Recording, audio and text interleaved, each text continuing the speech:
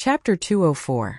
After Ninkei left, the girls of the Great River Kingdom were still excitedly talking about what had happened. Cat Girl soaked her little feet in the hot spring and said happily, "Brother Zhong is indeed a disciple of the academy. No wonder he is so powerful." Zhuozhihua looked at her with a smile and said, "I had guessed it the first time we met. Otherwise, why did the Hill Master ask us to be so polite to him? If it were someone else, we would have driven him miles away." Then she sighed and said, "Fortunately, this senior brother of the academy showed up. I think those people in the Yueluan Kingdom and the Yen camp will behave themselves and won't send people to rob us." Catgirl was thinking about some details of the battle. Her little feet tapped on the surface of the stream and she raised her head slightly. She asked curiously, "Senior Brother Zhong didn't use any cultivation method to defeat that stinky monk. I didn't even feel any fluctuation of psyche power from him. Senior sister, is he a cultivator?" Zhuozhihua was startled and said, "I heard that there are no talented people in the academy this year. The strongest of the 6 in the course of magic skills, Mr. Xia, has only entered the no-doubt state. Since Senior Brother Zhong didn't enter the course of magic skills, I guess he can't cultivate?" She said this hesitantly because she didn't believe that an ordinary student of the academy who couldn't cultivate could so easily defeat the monks of the White Tower Temple with his sword and arrows.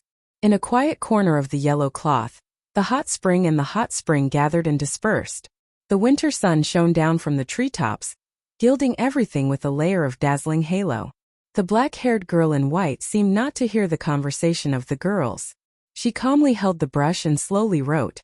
As the tip of the brush moved, her beautiful hair slowly poured down her shoulders. Then, a letter from the Yen camp broke the happy silence of the mountain stream. Today, Ninkei had embarked on a completely different path from ordinary cultivators.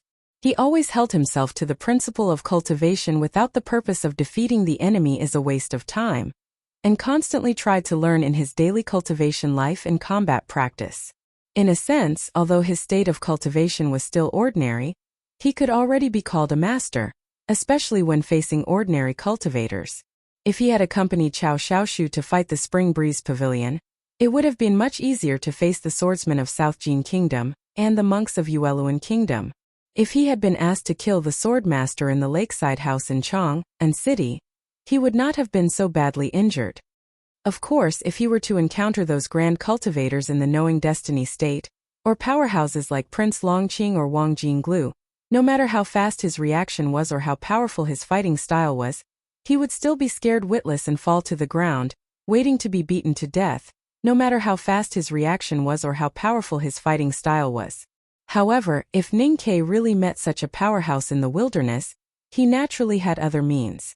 Whether it was the talisman Taoism skills that he had never used in the battle, the brocade bag given to him by Master Yen Sei, or the primordial 13 arrows that gathered the collective wisdom of the back of the mountain of the academy, they would all be his means to save his life. With a calm and objective judgment of his own strength, he had a relatively accurate assessment of the danger of entering the wilderness. He was clear that it was impossible for him to forcibly snatch the tomes of arcane from the various powerhouses. However, it should not be a big problem to secretly watch or occasionally play some tricks to cause some trouble for Xiahou. Hiding his identity and sneaking into the wilderness was good for sightseeing. If the situation suddenly changed and he really angered those unworldly sublime beings with a wave of their hands, he would be forced into a dead end where he could neither escape nor hide. At that time, he still had 2 last means to save his life. It was just that those 2 means were not known to outsiders. "Your Excellency, you want to enter the wilderness alone? I swear to die rather than obey you." On the surface, he was the trusted lieutenant of the general's mansion, but in reality, he was the secret bodyguard of His Majesty. With an indignant and resolute expression on his face, he drew several small flowers with his shiny steel saber in front of him. Then, without hesitation, he put it on his own neck. "If you want to leave me behind and enter the wilderness alone, then please step on my dead body and get out of this room." Ninkei looked at the lieutenant who swore to die as if he was returning home, and shook his head helplessly. The Imperial Center Administration and the secret bodyguard were directly under the Imperial Palace, but there was no connection between them. Therefore, the lieutenant did not know his purpose of entering the wilderness. Ninkei did not care much about the lieutenant's nervous attitude. He was more concerned about how he should enter the wilderness. It had to be safe and convenient for him to retreat. The best way was to break into the palace with thousands of Tang elite cavalries, cross the Hulun Sea and go straight to the desolate man's tribe. However, how could he find the tomes of arcane with thousands of elite cavalries? And how could he hide it from General Xiahou? Riding into the wilderness alone seemed to be a rather heroic choice. However, although he believed that it would be easy for him to survive with his ability and familiarity with the wilderness, this choice was too obvious. It would be too easy for him to become the most obvious target. Riding a black horse with an arrow on his back and straight to the palace alone would obviously tell the spies of the judicial department of the Divine Hall in the wilderness and the informants of various forces that he was very powerful, confident and narcissistic. Only the immortal sun was qualified to be so arrogant, confident and narcissistic. If Ninkei were to rise on the grassland like a sun, he would attract everyone's attention in the shortest time possible, and then his identity would be found out. All forces knew that he represented the will of the Tang Imperial Court and the Academy. Even if they did not come to kill him, they would have countless ways to trap him somewhere and make him unable to get in touch with what he wanted to get in touch with. The general's mansion of Tuyang City did this. Therefore, Ninkei was guarded by dozens of Tang elite soldiers, and could only roam the frontier fortress all day long. At this moment, the lieutenant who was holding the saber on his neck and looking at him solemnly and resolutely did the same. Therefore, Ninkei could only frown and think of something else when he looked at him. "Tell me, what is the best way to enter the wilderness?" The lieutenant was stunned and showed a look of grief and indignation on his face. His saber was already on his neck, but His Excellency did not care at all and still insisted on entering the wilderness. Moreover, he even asked him for a way. Could it be that His Excellency would only look at him when his right hand trembled and the blade made a cut on his neck? Ninkei suddenly thought of the yellow cloth by the lake and stream, and his frown gradually relaxed. He looked up at the lieutenant who was still holding the saber on his neck and said, "I have something for you to do." Among the students of the academy who came to the frontier fortress for practice, there is a student named Zhong Dajuan. He is now in Changshan camp and I went there with you a few days ago. I want you to find a way to imprison him, and not let him have any contact with the outside world. Also, you must do it secretly. Can you do it? The lieutenant held the saber and felt that his neck was a little stiff. He felt that his action was a little funny and answered in distress, "It should be no problem, but His Excellency." Ninkei waved his hand and did not listen to his advice. He said seriously, "Don't try to stop me in this way. I have never been afraid of dead people, not to mention those who seek death themselves." The lieutenant was disheartened and thought that it was really a great misfortune to have such a cold-hearted superior. Ninkei looked at his posture of holding the saber and said, "You are holding the saber with your right hand. If you want to commit suicide, shouldn't you turn the blade horizontally and place it on the right side of your neck?" Only then did the lieutenant realize that there was something wrong with his posture of holding the saber. He lowered his head in shame and ran out of the room with his hands covering his face. Ninkei shook his head and stopped thinking about these things. He reached into his lapel and took out all the waist tokens after a long time. He wondered when he had become a doryman. He had a lot of trump cards and even more waist tokens. The ones given by the Academy, the Secret Guards, the Fish Dragon Gang, the Imperial Center Administration, and the ones given by Third Sister Yu Lian were piled densely on the table. They were made of wood, gold, stone, or neither. They were of different colors and luster. How can I make every waist token play its most important role? He looked at the waist token on the table and thought seriously.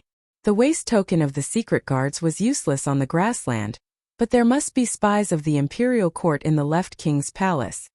He could use the waist token of the Imperial Center Administration to order them. If he was really forced, the waist token of the Academy would be thrown out like a magic weapon. Aunt Kunimati, who had a high status in the Yueluan Kingdom, and Princess Lu Chenjia, who was famous for being infatuated, wanted a hot spring to soak in. It was not an unreasonable request. However, the hot spring had already been occupied by the female disciples of the Black Ink Garden of the Great River Kingdom. Therefore, this request became unreasonable and caused a dispute, which led to more unreasonable things. They were all cultivators who came to help Yen under the edict of the West Hill Divine Palace. The Black Ink Garden of the Great River Kingdom only sent ordinary disciples, and the Master of Calligrapher did not come. The White Tower Temple of the Yueluan Kingdom was led by Aunt Chu. Moreover, the flower addict Lu Chenjia had a well-known relationship with Prince Long Qing of the Judicial Department of the Divine Hall. Therefore, both the Divine Hall and the Yen Kingdom had a clear attitude towards this dispute. Ning Ke defeated the monk of the White Tower Temple, and temporarily protected the ownership of the hot spring for the girls of the Great River Kingdom. However, not long after that, an extremely difficult task fell on the group of girls. The countries of the Central Plains decided to negotiate with the left king's palace. In order to show their sincerity and show their benevolence and peace, the Divine Hall's Department of Light called on the countries to collect a batch of food and send it to the wilderness to help the people of the palace get through the winter. Even the most righteous idiot would not do such a stupid thing as keeping a tiger as a skewer. Therefore, the quantity of this batch of food could not be too large. It was only for symbolic purposes. Since it was symbolic, it naturally had to be sent to the palace before the midwinter.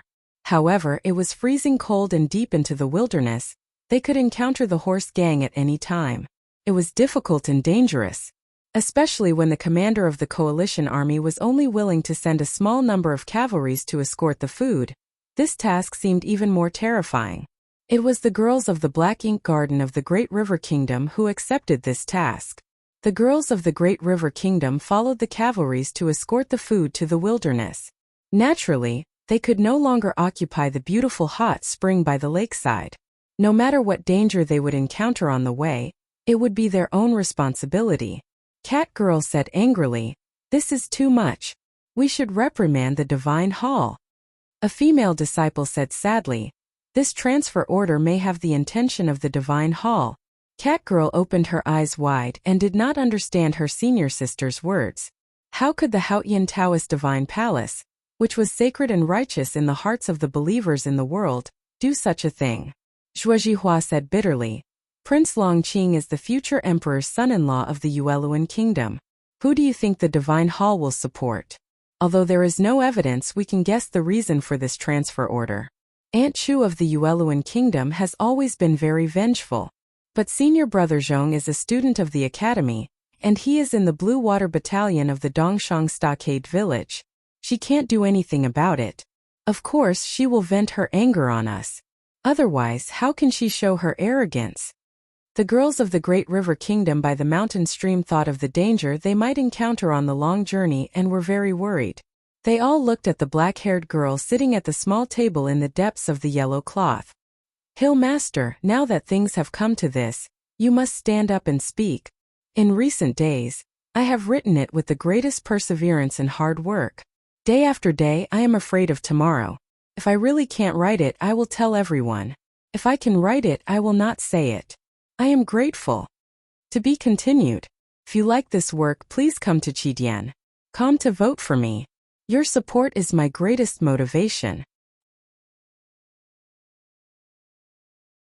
Chapter 205. What are you talking about? The black-haired girl didn't turn around. Her tone seemed to be much lower than that of a normal person, so she seemed to be unusually calm, or it could be said that she had no emotions at all. Zhuo Jihua and Cat Girl looked at each other and saw the helplessness in each other's eyes. Zhuo Jihua took a few steps forward and said in a low voice, "If the Divine Hall knows that Hill Master is here, they won't be so partial to Yueluan." The black-haired girl picked up the brush again and quietly wrote on the table. She said, "Since we have received the Divine Hall's edict to help Yen, it is natural for us to accept the military order and assign tasks. How can we be partial to them?" Zhuo Jihua said anxiously, "The palace is deep in the wilderness. With us escorting the provisions, what should we do if we encounter horse gang, rogue soldiers, or even some malicious people?" The black-haired girl dipped the brush in the ink and said softly, "So what?" Zhuo Jihua had been with her for many years at the foot of the mountain in the Black Ink Lake. Zhuo Jihua knew that this was her character. She was not indifferent but obsessed with books and ink. She didn't care about most things in the world. However, now the disciples of Black Ink Garden were facing a very dangerous situation. She was the only one who could save the situation, so she couldn't continue to be indifferent. Zhuo Jihua clenched her fists slightly and looked at the black hair pouring down her back with a solemn expression. She said, "If Hill Master didn't show up, we might have died in the wilderness. You might have survived, but I would definitely die, and so would the Bobcat girl. Those shameless and insidious villains would be delighted by the news of our deaths. The Ueluan Kingdom, which has always wanted to oppress the people of the Great River Kingdom, might even celebrate." The black-haired girl beside the table slowly put the ink brush back on the inkstone. After a moment of silence, she put her hands into her sleeves and said calmly, "But why will we die?" Zhuo Jihua heard that she was still as usual and became more anxious. She said with a bitter smile, "Because we are no match for the enemy." The black-haired girl said calmly, "If all the disciples of the Black Ink Garden are promoted to masters of the see-through realm, or if there is another grand cultivator of the knowing destiny state like you, who would dare to be so rude to us even if we go deep into the wilderness? Who would dare to frame us with such a ridiculous trick?" Zhuo Jihua was stunned and didn't know what she meant by saying these words at this time. Because the disciples of Black Ink Garden are not strong enough, they will be bullied. Therefore, they will be afraid of this situation, afraid of death. If we are strong enough, we will not be afraid and will not be bullied. The black-haired girl's voice was as flat and smooth as the thin ice on the surface of a lake.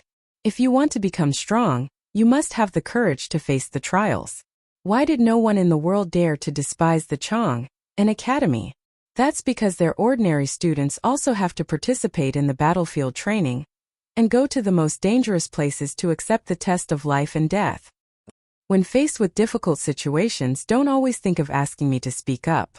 In the eyes of the world and all of you, perhaps I have an undeserved reputation, but you don't know that in this world an undeserved reputation is the most powerless thing.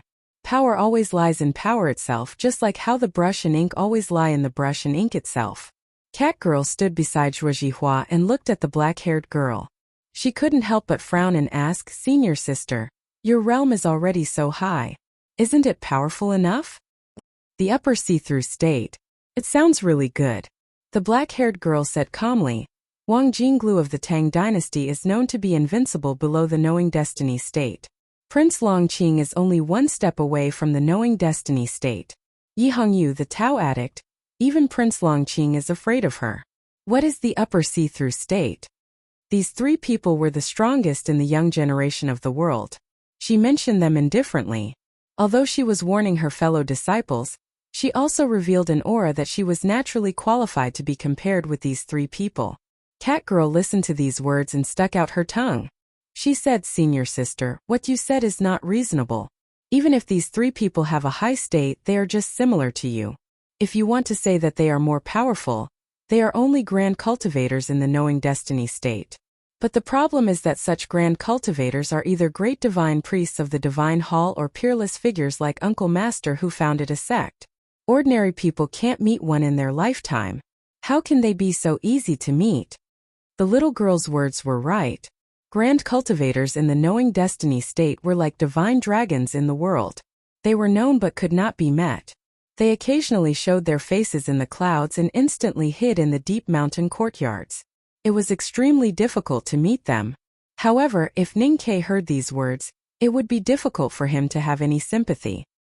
He got along with them day and night and often consulted them, such as Second Brother who carried a wooden club, Pippi who fought with him for crab porridge, Master who stayed in the brothel every day, Chao Xiaoshu who floated far away, the Nation Master, younger brother of the Emperor, Professor Huang He, not to mention the headmaster of academy and eldest brother whom he had not met yet.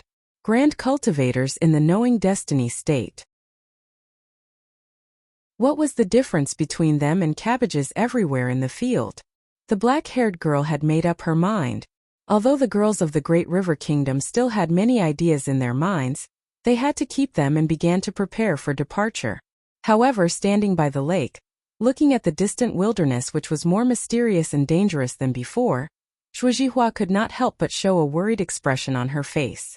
They came from the south of the mainland and had never been to the wilderness. Whether it was food, climate, geography or culture, they were all blank. The allied forces of Yan Kingdom had sent guides, but how could those guides be reliable? Who wouldn't be afraid of entering a completely unknown world without any reinforcements or sect backing them up? The young cat girl was more carefree. She was angry at the unfairness of the divine hall and the shamelessness of the people of the Ueluan kingdom, but she was not afraid to enter the wilderness. She believed that as long as senior sister was there, no danger was dangerous. So she still had the leisure to remember the osmanthus cake of Lotus restaurant in Chang, and in the knife light in the snow that day. She trotted along the lake all the way to find Ning Ke to say goodbye. Ning Ke listened to her talk about the situation faced by the disciples of the Black Ink Garden. He was silent for a moment and then looked at the blushing little girl and smiled. There were many emotions hidden in his gentle smile, such as "sure enough, I am so awesome" and so on. Catgirl stared at him and suddenly said, "Senior brother, your smile is really scary." Ning Ke was stunned and asked, "Isn't it very gentle, sincere, kind and simple?" Catgirl giggled. The silver bell rang by the lake and shook off a few snowflakes. Ning Ke looked at her and made his smile look more peaceful and casual. He then said calmly and casually, "It's really a coincidence that I also have something to do in the wilderness." Catgirl's eyes brightened and looked at him and said, "Senior brother, you also want to go to the wilderness?" "Yes." Catgirl exclaimed with admiration. "Alone? You are really great. I am very familiar with the wilderness." Ning Ke, who had succeeded in abducting the little girl with the osmanthus cake, smiled slightly and thought that he had been a guide when he left the wilderness last spring. It seemed that he still needed to be a guide when he returned to the wilderness this winter. Although he had guessed that the girls of the Great River Kingdom might be suppressed and ostracized, it was more of luck than analytical ability. Ning Ke was not an immortal who had ascended to heaven, so it was impossible for everything to go according to his plan. Catgirl took him to the campsite of the Black Ink Garden and told Zhuozhihua about it. Zhuozhihua frowned slightly and looked at Ning Ke in confusion. She asked, "Senior brother Zhong, you are a disciple of the academy. Seems to be a little inconvenient. In the novel, if you were going somewhere to do something and suddenly met someone who wanted to go with you, then that person was either a bandit or a fugitive who was looking for someone to take the blame. As long as one had some experience and was not as naive and gullible as Catgirl, they would feel that there must be some problems hidden in this coincidence. Because Ning Ke was a Tang person whom the Great River Kingdom was willing to get close to, and he was also a student of the academy, and these days he had become familiar with the girls of the Great River Kingdom by exchanging food with each other. That day he even killed the monks of the White Tower Temple to help them out of trouble. Zhuozhihua was not willing to associate him with any bad aspects, so she politely refused. Ning Ke asked, "Why is it inconvenient? Are you worried that the Divine Hall will be unhappy if they know that the Tang people have sneaked in?" Zhuozhihua slightly bowed her head, indicating that she acquiesced. Ning Ke smiled and said, "Then I will dress up as a disciple of the Black Ink Garden." He looked at the disciples of the Black Ink Garden who were busy packing up not far away and sighed in his heart that the master of calligrapher was so relieved to let such a group of inexperienced boys and girls come to the frontier fortress for experience. Since we are sending grain to the wilderness, I think no one will check whether there is one more person in the team on the way. If my identity is exposed, well, I think the younger brothers and sisters of the Black Ink Garden should be trustworthy. His tone was calm and gentle, but with an irresistible force. This was the skill of words. He directly threw away the question of why he wanted to go and only talked about the problem of going with him, which was equivalent to leaving the basis of the discussion behind. Zhuozhihua was speechless and did not know how to answer. She thought that if she did not agree with this seemingly enthusiastic senior brother of the academy, her tone would inevitably be stiff and she might offend him. Ning Ke looked at her with a smile and said, "Any other questions?" At this moment, a calm and stiff voice came from behind the yellow cloth. "The question is why you want to go to the wilderness." The yellow cloth was lifted, and the girl in white slowly walked out. She had black hair and white clothes, and a wide blue cloth belt was tied around her waist, which made her dress more plain and clean. Ning Ke recognized that this was the girl who stood on the branch and looked at the lake in the morning. He did not say anything, but just smiled and bowed with hands folded in front. The girl in white had black hair casually draped over her shoulders, but not a trace of disorder. Under her long and slightly sparse eyelashes, her calm eyes were looking somewhere, as if there was no accurate focus, which made her look a little indifferent. Her white cheeks were slightly round without any expression, and she seemed to be holding something in her mouth dully. Her thin red lips were pursed into a straight line. No matter in eyebrows, skin color or expression, this girl could not be called a stunning beauty. However, all of them were extremely beautiful. Ning-Kei, who was as short of adjectives as someone, quietly looked at her and thought for a long time. He could only praise her beauty deep in his heart, but really could not find any more accurate words. The most eye-catching thing was her eyes, which did not drift, but no one knew where she was looking at, so she seemed a little dull and a little indifferent. It took Ning-Kei a long time to take his eyes back from her eyes, and then he noticed more details. There was a cute pink hairpin in the girl's black hair. Because of the cold weather, the tip of her nose was slightly red. This inexplicable cuteness finally diluted the dull indifference. He repeated the girl's question. Why do you want to go to the wilderness? The girl in white looked at him, but also seemed to be looking at the tree behind him, waiting silently. Ning-Kei was a little unhappy by some disdain that might be hidden in her eyes, and said, Why do I want to go? Because I am too bored staying in Dongshang Stockade Village. How about this reason? This was obviously said in a fit of pique. The white-clothed girl did not get angry. She continued to stare at him or at the tree behind him. Ning-Kei suddenly felt that in this world besides Sang-Sang, there seemed to be another woman who could defeat him. He could not help but shake his head helplessly, and laughed at himself. Of course, this is not a good excuse. I admit this, but I believe that you should also believe that I will not harm you. I am familiar with the wilderness. If I go with you, it will bring you a certain degree of convenience. You help to cover up my identity, which is exactly what I need. So this is a win-win choice. The girl in white finally said the second sentence, but it was essentially no different from the first sentence. Why? Ning-Kei said gently, Our two countries have been on good terms for generations, so it is natural for the Academy and the Black Ink Garden to join hands. The girl's third sentence should be the same question, and there was no change in her expression or tone. Why? Ning-Kei looked at her for a long time and finally gave up. He used his eyes to indicate Zhuo Jihua to take Catgirl away. When there were only two of them on the spot, he seriously explained, The Divine Hall is interested in the wilderness and the desolate man, and the Tang Empire is also interested in these. In this matter, the Academy should make its own voice. The girl asked expressionlessly, Then why do you hide your identity? Ning-Kei helplessly explained, Because the Academy just wants to take a look. Besides, I am a golden secret agent of the Imperial Court. Secret agents, of course, have to do things in secret. The second half of the sentence was obviously nonsense, but for some reason, it seemed that this nonsense made the girl in white believe his words. Her slender and slightly sparse eyelashes fluttered, and she continued to ask, What benefits do we have? I represent the Academy. Whether it is the Divine Hall or the Yueluan Kingdom, if they want to bully you, they will more or less have scruples. The girl slowly shook her head and said, If you hide your identity, there will be no scruples. After thinking for a moment, Ning-Kei looked into her eyes and said, If we are really in a desperate situation, I will naturally not continue to hide my identity. I believe that with the self-esteem of the Black Ink Garden, they will only need my help at that time. The girl slowly moved her eyes away, looking at the trees by the lake or the thin ice on the lake, and said, Why should I trust you? Ning-Kei answered, The Academy is trustworthy. The girl turned back, quietly looked at his chest and said, Okay, how should I address you, girl? Emo Shanshan.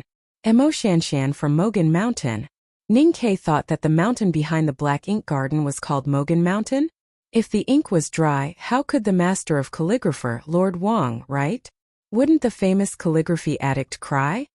Academy Zhong. For some reason, he did not want the name Zhong Dajuan to come out from the thin lips of the girl in white. He added, I am the 13th, you can call me 13. The girl Emo Shanshan took a step forward, very close to him, and slightly squinted at his face. Ning-Kei looked at the beautiful little face close to him, and felt very embarrassed. Looking at the slightest expression of the other party, he was sure that he really did not know who he was. The girl Emo Shanshan nodded, patted his shoulder like an elder, and then turned to leave. He did not know whether she was satisfied or not. There are many first times in this book, Zhang Yi. This chapter is the first time that I try to describe the appearance of a character directly and intuitively. My ability to describe people and things has always been extremely poor. This time I stole a trick, so it is not difficult. I will try to do this more in the future. Finally, today I write it again. Long Sai, please vote for me. We are still first. We are very awesome. The more awesome we are, the better. Good night. To be continued. If you like this work, please come to Chidian.com to vote for me. Your support is my greatest motivation.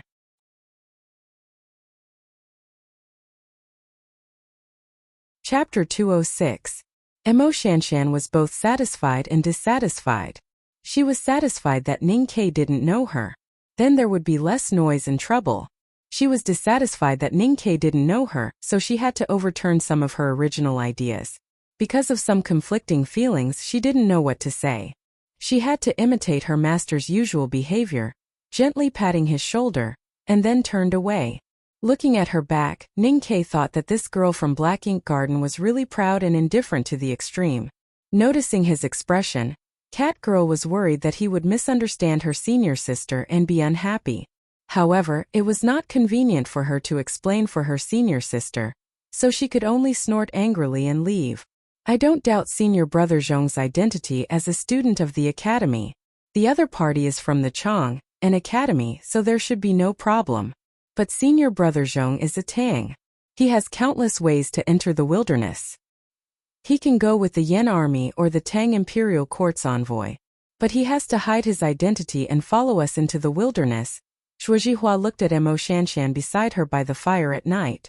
She slightly frowned and said in a low voice, "No matter how he explained to you before, and how many shadows of the Tang imperial court and the academy are behind this, it must be a big deal. The Great River Kingdom is weak, and I'm afraid it will be difficult for them to get out of such a big deal." Cat Girl shook her head and said, "What are you afraid of? It must be good to go into the wilderness with the academy. Even if it will bring us trouble, we have the same amulet." Zhuo Jihua smiled helplessly and rubbed the girl's head. She thought that although the two countries had been on good terms for generations, if it was really a dispute between the Tang Empire and the Divine Hall as she imagined, the amulet might become a fatal amulet. Emo Shanshan, who had been listening quietly, said at this time, "Let him follow my carriage." Hearing this, Cat Girl gently clapped her hands and smiled. She looked at Zhuo Jihua and comforted her senior sister. "What are you afraid of? Even if senior brother Zhong is a master of the second floor of the academy, he won't mess around, right?" Emo Shanshan said softly. "He is not a student of the second floor. It's really a pity." Cat Girl asked in surprise, "Senior sister, how do you know?" Emo Shanshan looked at the dancing flames on the fire and seemed to be looking further away. She said, "If he is a student of the second floor of the academy, how can he not know my name?" That captain had once questioned how Ning Ke, as a student of the second floor, did not know the secret of the 7 tomes of arcane. Now Emo Shanshan had also expelled him from the second floor of the academy because of his ignorance. If Ning Ke knew this, he would probably be depressed that he only knew how to cultivate in the back mountain of the academy and forgot to ask about these things. The next day, Ning Ke rode the big black horse to the bank of the Blue Lake. The heavy luggage was placed on both sides of the horse's back, making the big black horse shake its head and breathe out hot air. It seemed extremely dissatisfied, but it did not seem to be exhausted. He changed into an ordinary disciple's uniform of Black Ink Garden, and put on a bamboo hat to cover most of his face.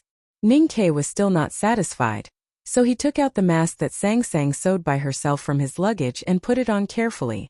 Emo Shanshan walked out from behind the yellow cloth.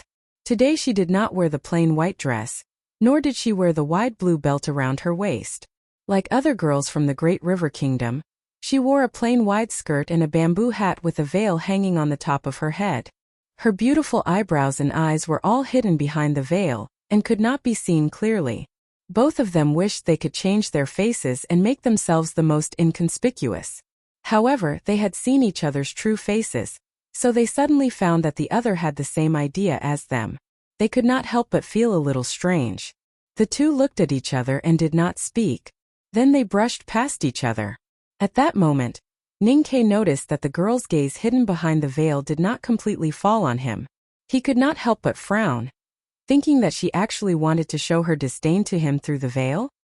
He snorted in his heart and thought that even Prince Longqing was not his opponent in pretending to be lonely and indifferent. "You are such a good young girl, don't even think of using this kind of gaze to hit me." After the disciples of Black Ink Garden finished organizing their troops, they marched towards the east and came to the side of the coalition camp. From the logistics department, they received the rations from the Central Plains to assist the left king's palace. The people of the Central Plains Coalition Army and the Ueluan Kingdom were very clear that the real difficulties and dangers would appear after entering the wilderness. Therefore, they did not encounter any twists and turns or any difficulties. 200 yen cavalries, more than 100 civilian workers who were driving the carriages, and a dozen disciples of Black Ink Garden from the Great River Kingdom left the frontier fortress in such a simple manner. Accompanied by the winter wind and the fake morning sun, they walked into the cold and vast wilderness. The yen cavalries escorting the grain team moved forward silently. The civilian workers who were driving the grain carriages looked uneasy or numb. The disciples of Black Ink Garden spread out to guard the surroundings. Other than the grain carriages, there were also 2 horse carriages that belonged to Black Ink Garden. Emo Shanshan was in one of the carriages, while Ning Kei rode on the big black horse and followed closely behind. After traveling for more than 10 miles, the military camp behind them had long disappeared. He took off the conical hat on his head and looked at the snow that had accumulated in the withered yellow grass. Hearing the shrill cry of an eagle that came from somewhere, his eyes that were exposed outside the mask had a gleam of joy. He had not seen such a familiar scenery for a long time.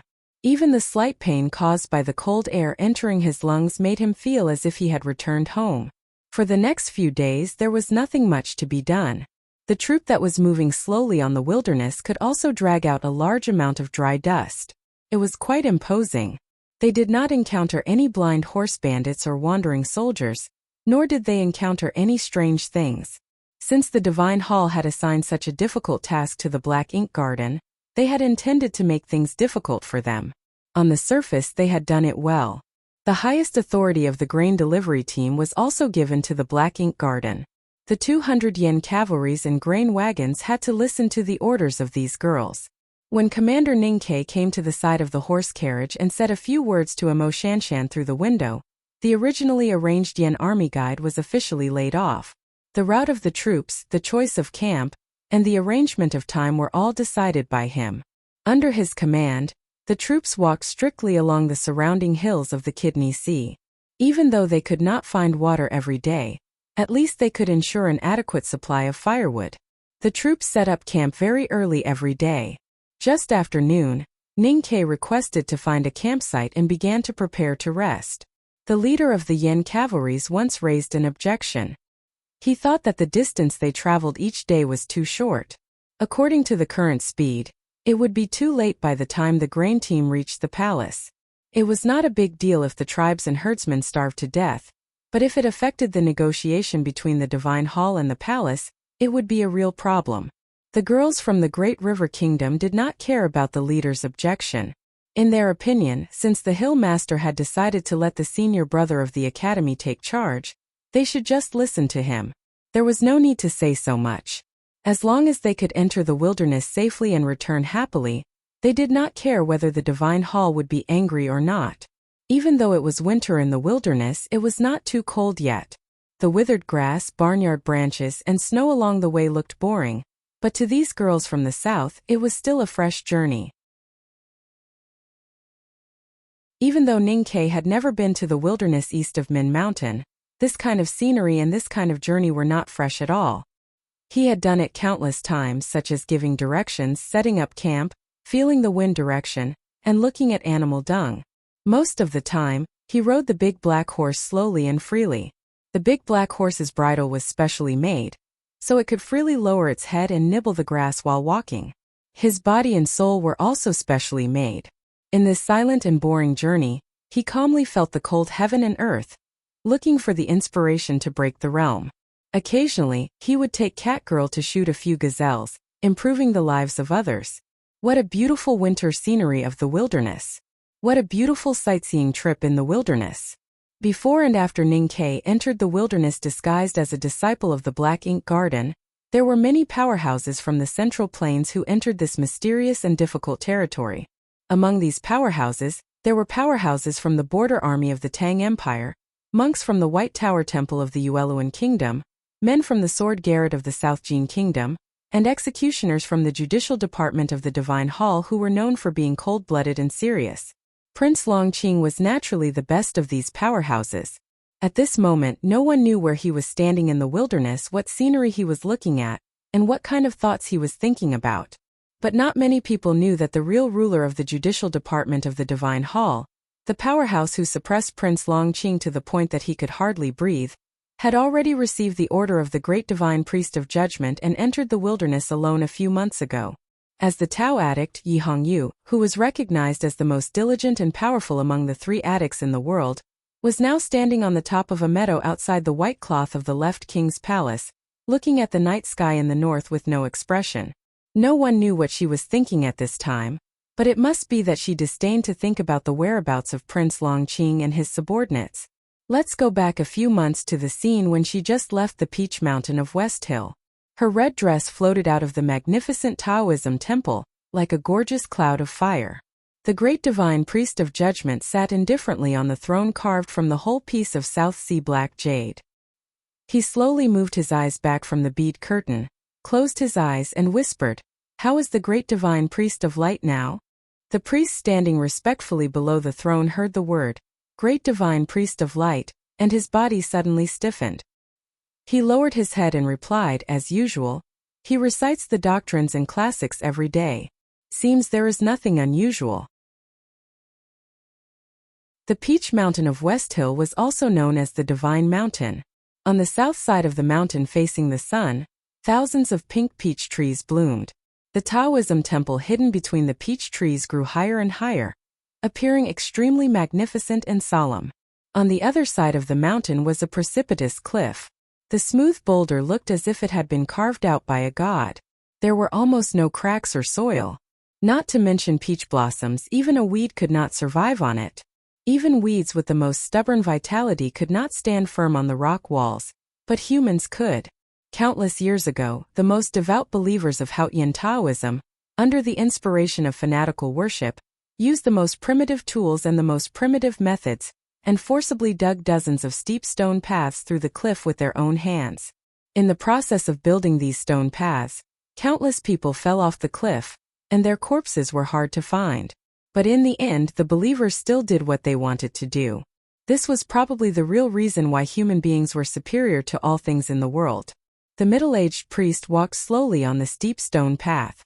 The huge cliff seemed to be like the collapse of the sky. It seemed to give people a huge pressure.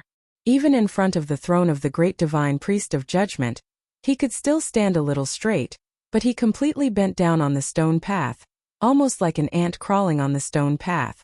Walking along the steep stone path along the huge zigzag for a long time, the middle-aged priest finally walked to the depths of the cliff behind the Peach Mountain.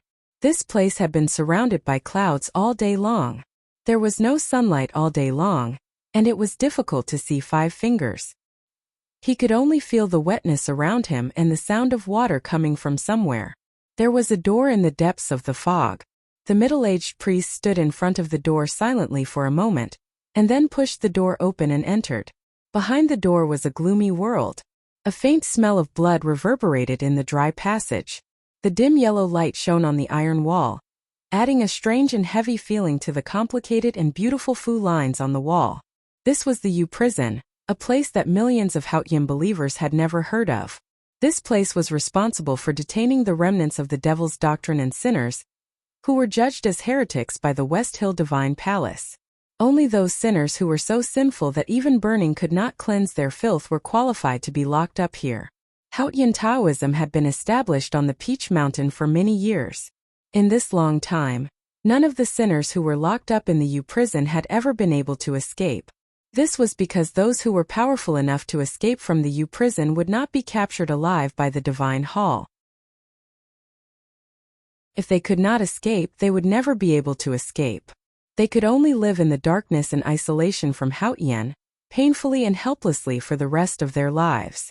The middle-aged priest walked silently in the dim passage with his head down. He walked for a long time, but the passage seemed endless. It was not until the passage seemed to pass through the entire holy mountain that a wooden fence appeared. This wooden fence looked ordinary and was not made of any precious wood.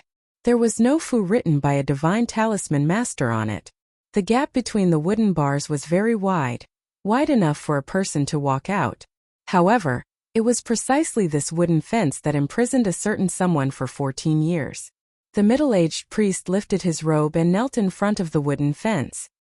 He kowtowed 3 times to the old man with withered hair behind the fence, and said with a trembling voice, "Greetings, great divine priest." The old man behind the fence was reading a Hautian scripture in his hand. He turned around when he heard the voice. The old man's cheeks were very thin, and his expression was peaceful. His deep eye sockets were enshrouded with holy light. The light was so peaceful and pure, without any impurities or filth.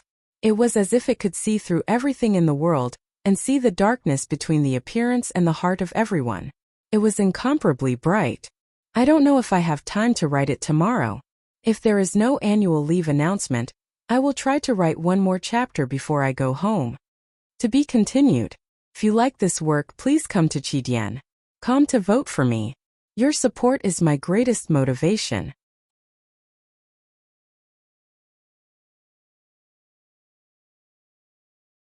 Chapter 207.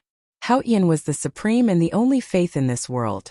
Countless believers in the world devoutly worshipped the Hautian Taoism temples all over the world with their spirit and money. The Divine Hall located in the Peach Mountain of West Hill was the supreme center that influenced and even controlled these temples and the secular imperial power. The West Hill Divine Palace was led by the Hierarch Lord, and the affairs of the Hautian Taoism were managed by 3 great divine priests. These 3 great divine priests were extremely powerful and dignified, so they were called great gods. The 3 gods were the great divine priest of revelation, the great divine priest of judgment, and the great divine priest of light. Among them, the great divine priest of judgment was in charge of adjudicating heresy and arresting the remnants of the devil's doctrine. There were countless strong men under his command. He was the most powerful and had the most power on the surface. The great divine priest of revelation was in charge of comprehending the will of Hautian. He edited the classics and controlled all the Taoist temples in the world with the 7 feng calligraphy. He had a great influence in the secular world. The great divine priest of light was the most special existence among the 3 gods. He did not have specific distribution of Hautian Taoism's affairs, but he had the power to touch all the affairs of Hautian Taoism. That was because anyone who could become the great divine priest of light must be the most proficient in the doctrine of the Divine Hall, with the strongest belief and the most sensitive to the darkness of the world. 1,000 years ago, the great divine priest of light brought a certain tomes of arcane into the wilderness to preach. It could be said that he bore the most arduous and important historical mission of Hautian Taoism. One could imagine his status.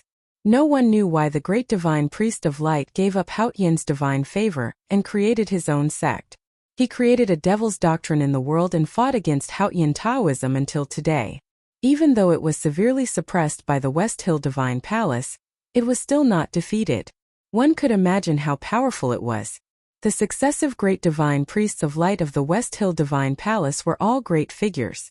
Therefore, although there was no ranking within the Divine Hall, the great divine priest of light was the head of the 3 gods, just below the hierarch.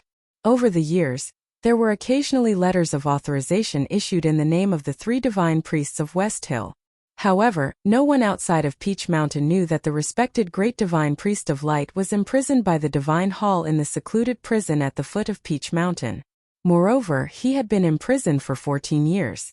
The middle-aged priest kneeling in front of the wooden fence could hardly suppress the excitement in his heart. Over the years, he was the only one in the world who often saw the old man behind the wooden fence, but every time he saw him, he was as excited as the first time he saw the old man. Now, he was the most trusted subordinate of the great divine priest of judgment.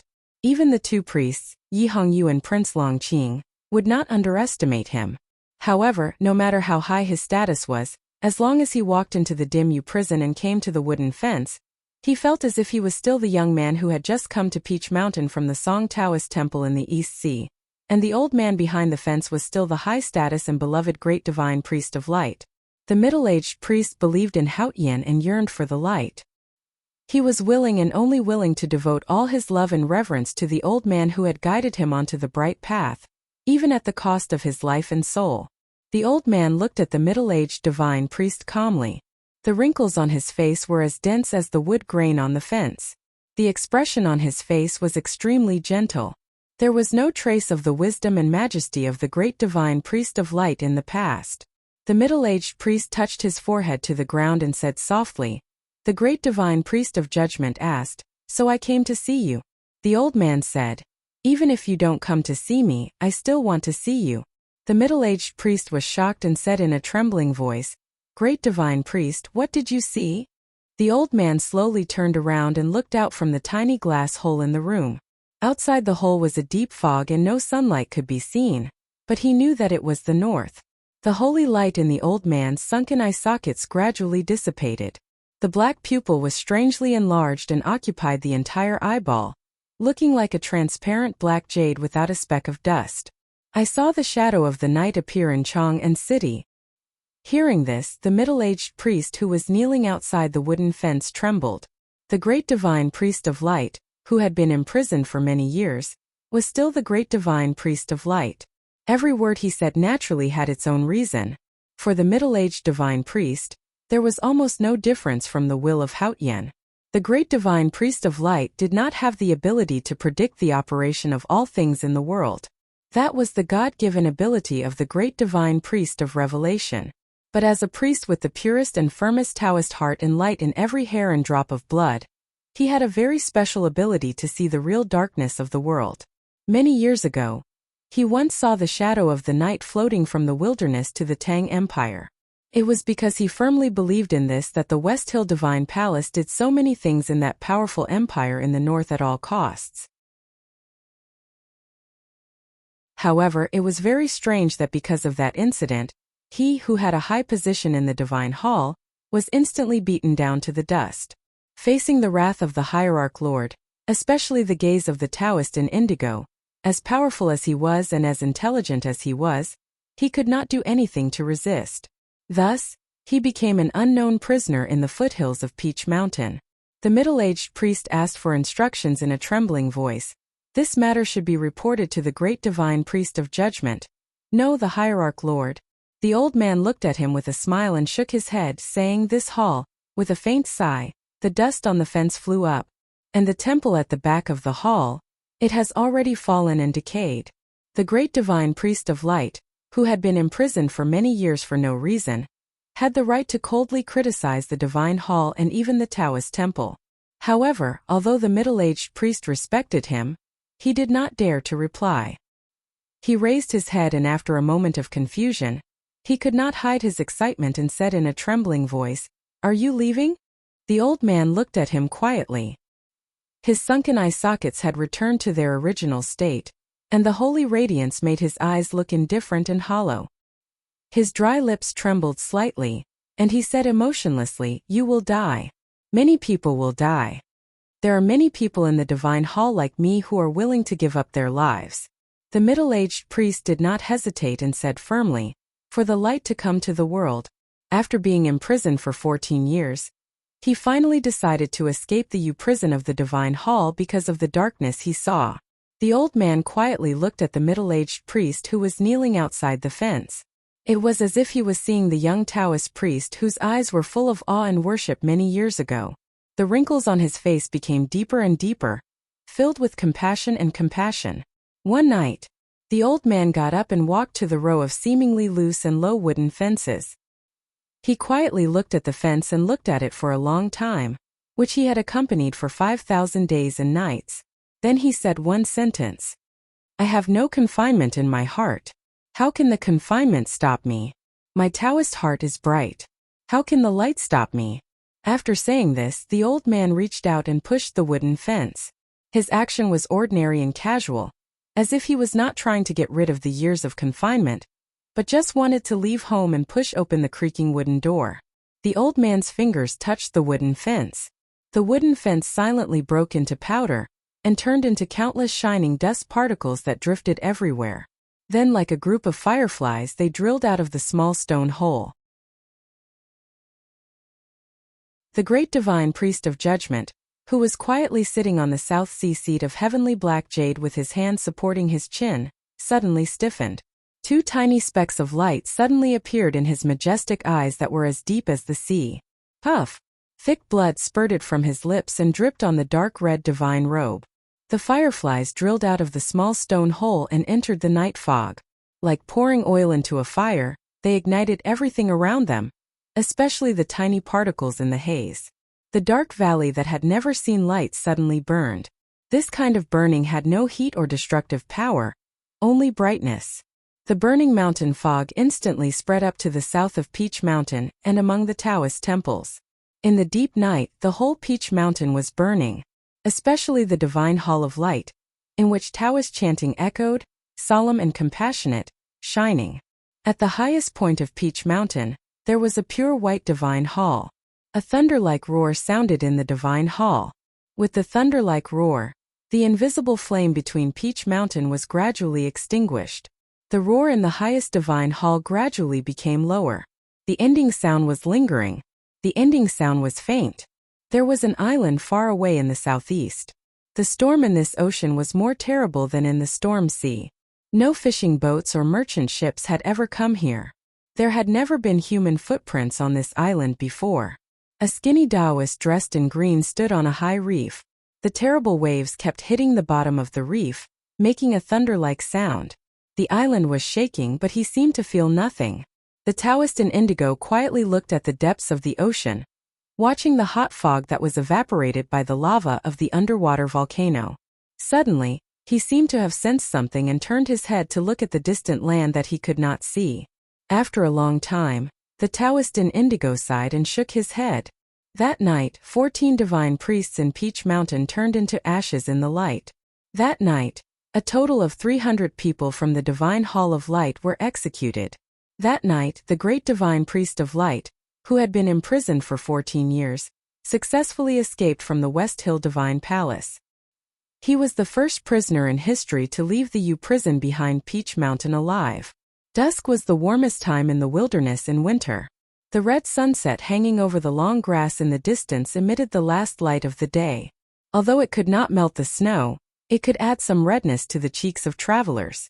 The sound of arrows whistling and heavy objects falling sounded in the wilderness. People in the camp heard Catgirl's surprised shout from afar. "Senior brother, your archery is so good." Someone went to clean up the prey. Ninkei fed the big black horse and was ready to rest for a while.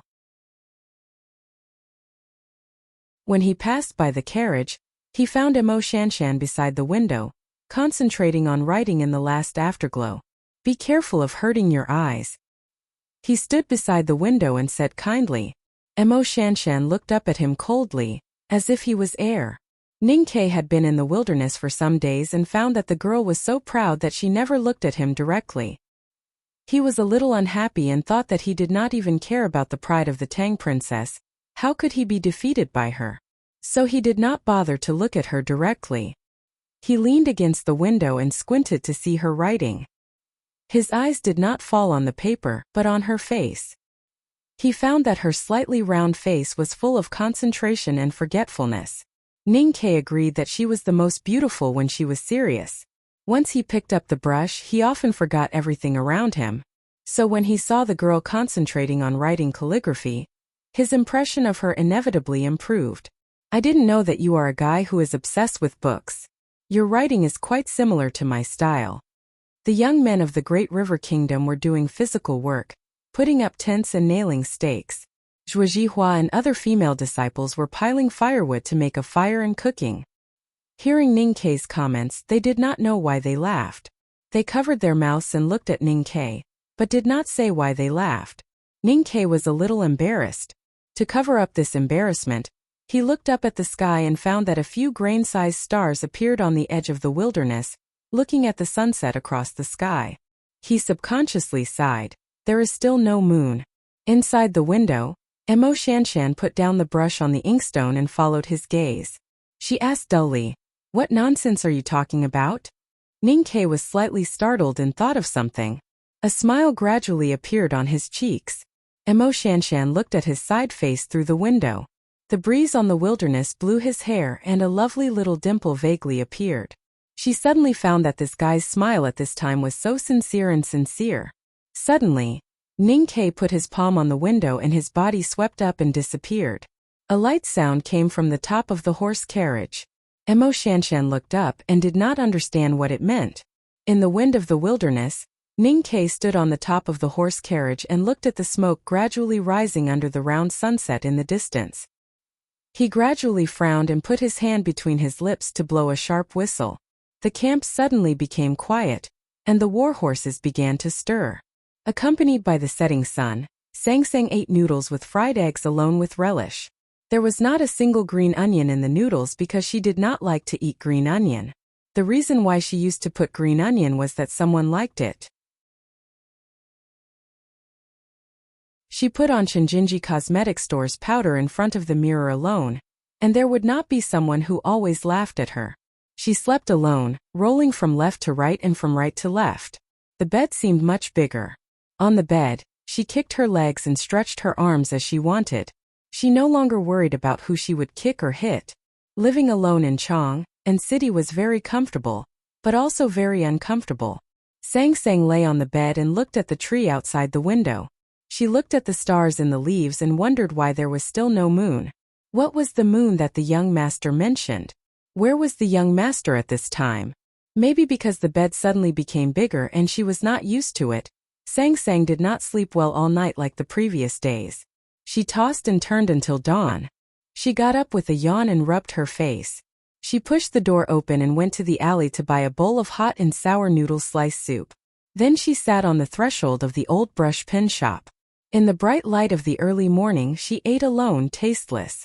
It was noisy at Yongguan, the southernmost part of the Tang Empire. Countless caravans were waiting to enter the country.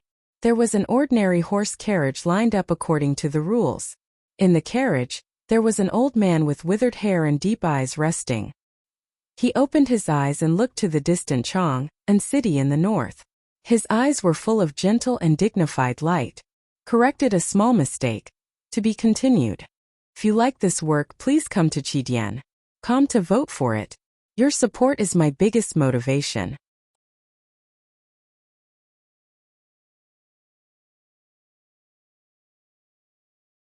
Chapter 208. The Southern Gate Temple at the foot of the imperial city was quiet, even a little lonely. Taoists and nuns walked quietly, occasionally looking up at the young Taoist standing outside the temple, and then quickly lowering their heads. The young Taoist was holding a yellow umbrella under his arm, and his face was calm and gentle. He was He Mingqi, the first disciple of the nation master of Tang. Everyone in the Southern Gate Temple knew that He Mingqi was a gentle and kind person. However, for someone of his status to personally guard the door, one could imagine how important the conversation in the temple was. No one dared to make a sound and disturb him. Deep in the temple, there were two beautiful cotton cushions on the black wooden board. Nation Master Li Qingshan looked at Master Yen Sei and said slowly, "Senior brother, that person should be coming to Chang and, in front of the emperor and his respected senior brother, Li Qingshan would habitually return to his playful appearance. However, today his expression was extremely serious, and there was a hint of serious inquiry on his face. Master Yen Sei took a deep look at him, and there was no usual wretchedness in his deep-set eyes, but some hidden sadness. He said indifferently, "It was not easy for the great divine priest to escape from that dark place. Why does he come to Chang'an? Who is he looking for, or is he courting death?" Li Qingshan smiled bitterly and said, "The great divine priest of light of the divine hall, the second most powerful person in Peach Mountain. Such a person, even if he comes to Chang'an to court death, he will surely shock the whole world." After a moment of silence, Master Yen Sei said, "The reason? I want to know why he comes." Li Qingshan took out a very thin letter from his arms and put it on the black floor. He said, "According to the speculation of the hierarch lord, it should be related to the thing that happened 14 years ago." Master Yen Sei slightly frowned and did not continue this topic. It seemed that even the two brothers did not want to talk about the thing that happened 14 years ago. What does this letter say? When he escaped from the divine hall, he used some means to easily push down the confinement. The great divine priest of judgment's Taoist heart was tied to the confinement, and he was badly injured by the backfire. Other divine priests and Taoists were also killed or injured. The temple has deduced that he will come to the empire, so they hope that we can capture or kill him at all costs. Li Qingshan noticed that his senior brother's eyes seemed to sink deeper after hearing this. He paused for a while and continued in a low voice. The letter also said that the great divine priest of revelation has led the masters of the Revelation Institute to the border ahead of time. As long as the imperial court agrees, they are willing to come to Chang and city to assist us.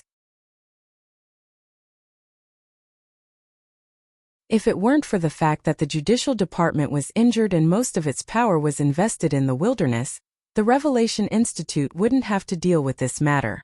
However, I really didn't expect that my old friend, who had been imprisoned for so many years, was still alive. Instead, he seemed to be getting brighter and brighter. If it weren't for the current situation with his ability, he might really be able to find the hand scroll of the Tomes of Arcane for the Divine Hall. It was hard to tell whether Master Yen Sei was praising or sighing. Hearing the words Tomes of Arcane, Li Qingshan slightly raised his eyebrows and said, "The wilderness is already in turmoil, but the hand scroll has been lost for a long time. Perhaps it is not even in the desolate man's tribe. Therefore, all parties only send the younger generation to try to find it.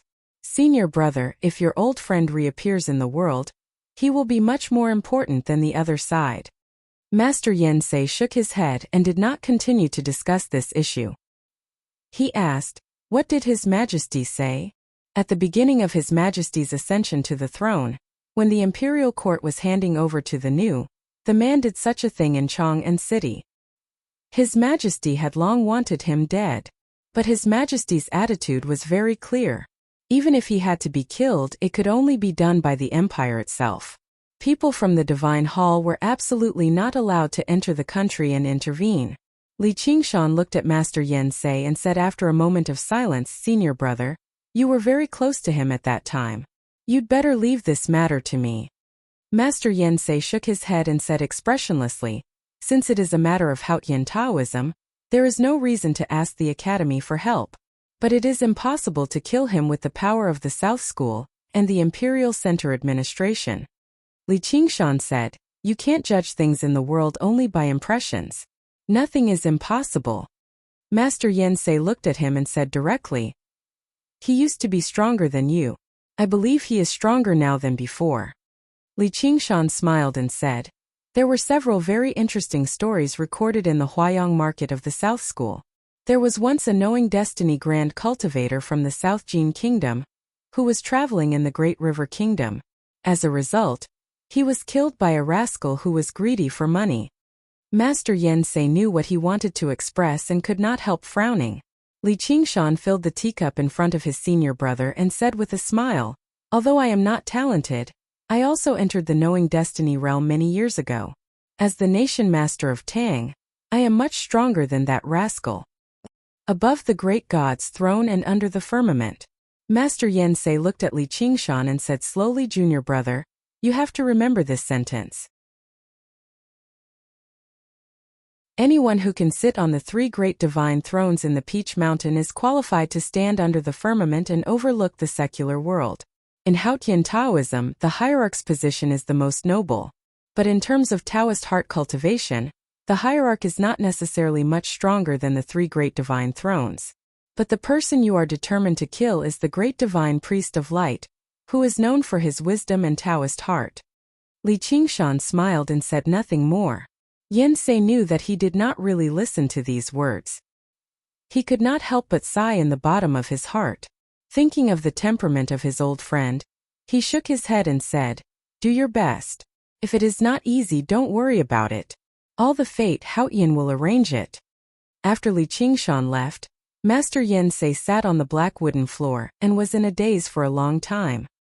His old and thin body looked more lonely against the cold pillars and floor. After a long time, he picked up the cold tea in front of him, dipped his finger in the tea, and wrote a word on the floor. Then he reached out his hand to the greasy and dirty Taoist robe and wiped it clean. Then he got up and left. The tea marks on the black wooden floor gradually disappeared, leaving only some very light water stains. If you looked carefully, you could vaguely see that it should be the word chaos. The old man's name was Wei Guangming. It was not because the old man was the great divine priest of light. In fact, more than 80 years ago, shortly after he was born, he got such a name when he was still a baby. After having this name for decades, he became the great divine priest of light and enjoyed the love and awe of millions of believers in the world. At that time he understood that it was not only a drink and a peck, but also a name contained the will of heaven. If Haotian did not make a choice before he was born, how could his parents, who had been farmers for generations in the kingdom of Song, take out such a name? As the most respected great divine priest of light of Haotian Taoism, although the old man had been imprisoned for more than 10 years, there were still countless priests and powerhouses in the divine hall who were willing to sacrifice everything for him. There were also countless loyal subordinates in various Taoist temples in the world. Now that he had escaped from the fan prison at the foot of Peach Mountain, there were naturally people who helped him to come to Chang and quietly. Getting off the carriage outside the great city, the old man walked along the deep and thick south gate. With drooping eyes and bent body, he slowly walked forward on the stone road. Suddenly he seemed to feel something. The moment his right foot stepped on the Vermilion Bird Avenue, it slightly stiffened, and then he took it back and turned to the east. In the eyes of the passers-by, the old man was just a little inconvenient in his legs.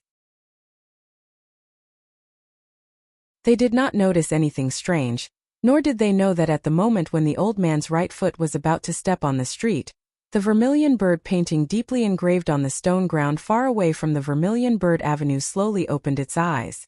After a long time, the eyes of the vermilion bird painting slowly closed again. What a big array! The old man smiled and thought to himself as he walked slowly on the streets of the East City with his hands behind his back. After a while, the old man slowly walked beside a well in an alley. His indifferent and muddy eyes fell on a withered yellow leaf beside the well, and his brows gradually furrowed. The leaf was withered and yellow, and the veins were still there. It looked normal, but in the eyes of the old man it was extremely unusual. In his eyes that could see all the darkness in the world, all the sceneries, street scenes, and life in the city seemed to be covered with a very thin layer of gauze. It did not cover the truth, but covered the fate that circulated between heaven and earth. The old man walked to the inconspicuous inn at the end of the alley with his hands behind his back. He shook his head and thought with emotion, what a big array. The big array of Chang and city had not been activated, but it had already covered the mystery of heaven, so that the old man could not see the dark shadow that he had been chasing for 14 years. However, the big array that made him admire and vigilant did not find out that he was a peerless powerhouse from the West Hill, and did not give any warning. Because he was not the great divine priest of light now. He had restrained all his aura and ability, and even completely forgotten his Taoist heart. Now he was just a very ordinary skinny old man. He picked an ordinary inn to stay in. In the following days, he walked around Chang and city with his hands behind his back and his body hunched. He went to some ordinary places of interest, went to some ordinary markets, ordered some ordinary dishes, drank some ordinary fragrant jasmine, and listened to some ordinary folk songs. He spent some ordinary winter time like the most ordinary old man in Chang and city. Until the winter gradually came and the coldness became stronger. He went to buy an ordinary thick cotton-padded jacket. An ordinary old man did not need too much sleep. One morning he got up when the sky was just bright. He wandered around casually and came across a stall selling hot and sour noodle slice soup. He smelled the fragrance and bought a bowl. When he left, someone knocked over the front of his cotton-padded jacket. A little girl came over with a food box and looked at the embarrassed old man expressionlessly. She pulled out a big towel from her sleeve like a magic trick and wiped the stain for him. Then she bought another bowl of hot and sour noodle slice soup for him. The old man thanked her, but she shook her head, indicating that there was no need. Then she left with the food box. The old man was stunned. He handed the bowl of hot and sour noodle slice soup in his hand to an old beggar from the Yen kingdom who was thinner than him. Then he followed the little girl from a distance. The old man followed the little girl to an alley called Lynn 47th Street and saw a small shop called Old Brush Pen Shop. He watched the little girl working hard in the shop for a whole day. The more the old man looked at her, the more he felt that the little girl was fresh and delightful.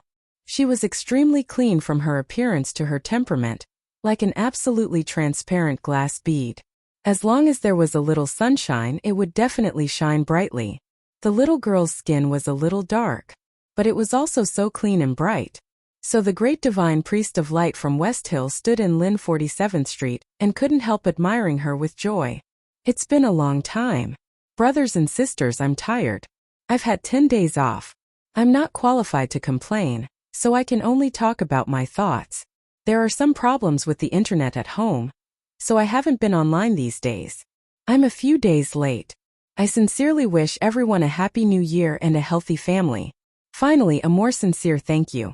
Finally, I must add that I haven't updated for 10 days. I just entered the upload password for half an hour. Half an hour. I'm so. To be continued.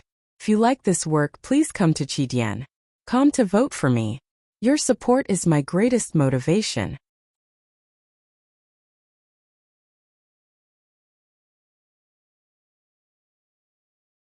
Chapter 209. In the following days, the great divine priest of light, disguised as an ordinary old man in Chang, and went to the inn, ate, slept, enjoyed the scenery, drank tea, listened to music, and took a nap. Every day, he would stroll around the Lynn 47th Street and see Sang Sang. He saw Sang Sang when he ate, slept, drank tea, listened to music, and took a nap. He went to see Sang Sang every day. After finding out the name of the skinny little handmaiden in the old brush pen shop, seeing Sang Sang became the most important part of his life. One day, the old man came to the Lynn 47th Street again with 2 bags of osmanthus cakes from the Furong store. Seeing the little handmaiden being picked up by a royal carriage, he could not help but feel curious, but did not think much about it. Looking at the closed door of the old brush pen shop and not seeing Sang Sang's busy body, the old man felt something was missing and regretful. After standing there for a while, he suddenly remembered that he had forgotten the real purpose of coming to Chang, and the shadow of the dark night had long disappeared from the old man's eyes. He did not know where that person was hiding in Chang, and or whether he was still in Chang, and he had even completely forgotten about it these days. Standing on the gray wall of the Lynn 47th Street, he thought of it and shook his head. He put the osmanthus cakes in front of the old brush pen shop and tightened his dirty thick cotton padded jacket. Then he passed through the cobweb-like streets of the eastern city and came to a quiet mansion in the southern city. 2 large locust trees stood quietly at the entrance of the alley. Their leaves fluttered weakly in the winter wind. Compared to the lofty trees peeking out from the houses on both sides of the alley, they looked a little shabby. There were 2 mansions facing each other in the middle of the alley. The old man did not pay attention to the mansion on his right, but looked directly to his left. The broken seal had long been torn clean by the wind, leaving only some scraps of paper mixed in between the peeling paint of the wooden door. It looked extremely dilapidated. The old man stood quietly in front of the shabby mansion gate with his hands behind his back and his body bent. He looked at the remaining stone lion and the old mud that had accumulated behind the base of the stone lion. An indescribable emotion appeared in his sunken eyes. The old man stood there for a long time until a gust of winter wind blew in from the entrance of the alley and entered the collar of his thick cotton-padded jacket. He coughed a few times and his body bent even lower. A voice came along with the winter wind. The winter in Chang, and this year is much colder than before. The old man still stooped and replied, I haven't been to Chang and city for many years, so I don't know what the winter in Chang and city was like before. Then he turned to look at the entrance of the alley. A man walked slowly from the entrance of the alley. His eyebrows were straight like a ruler and his eyes were bright like a spring. He wore a cotton Taoist robe and a simple Taoist bun. He carried a long sword on his back and wore a pair of straw sandals. Every step he took was like a dragon or a tiger. The fallen leaves and mud in front of him seemed to be afraid of his power. They moved even though there was no wind and moved to the sides of the alley. It was the great Tang Empire's nation advisor Li Qingshan. You can stay in Chang'an for the next few years.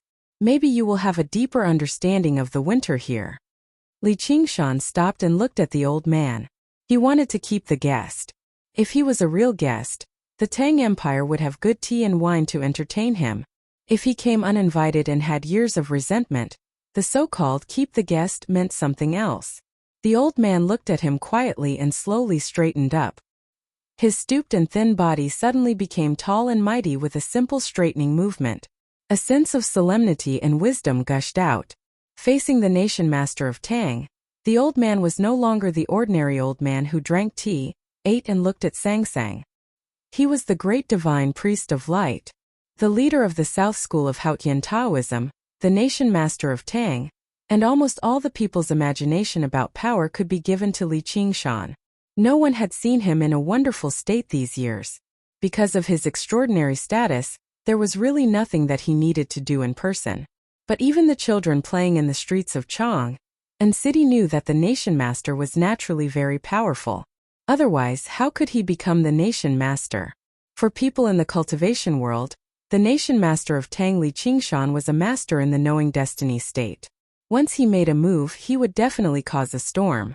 However, the old man in front of the dilapidated general's mansion was not an ordinary person. As the most respected great divine priest of light in the West Hill Divine Palace, he still had countless loyal subordinates after being imprisoned for 14 years. Even the hierarch did not dare to kill him. Once he made a move, he caused chaos in the Divine Hall, and was the first person in history to successfully escape from the U prison. The nation master of Tang was facing the great divine priest of light. No one knew who would win. The West Hill sent a letter saying that you are very powerful. My senior brother also said that you are very powerful. He even said that you may be more powerful than the hierarch.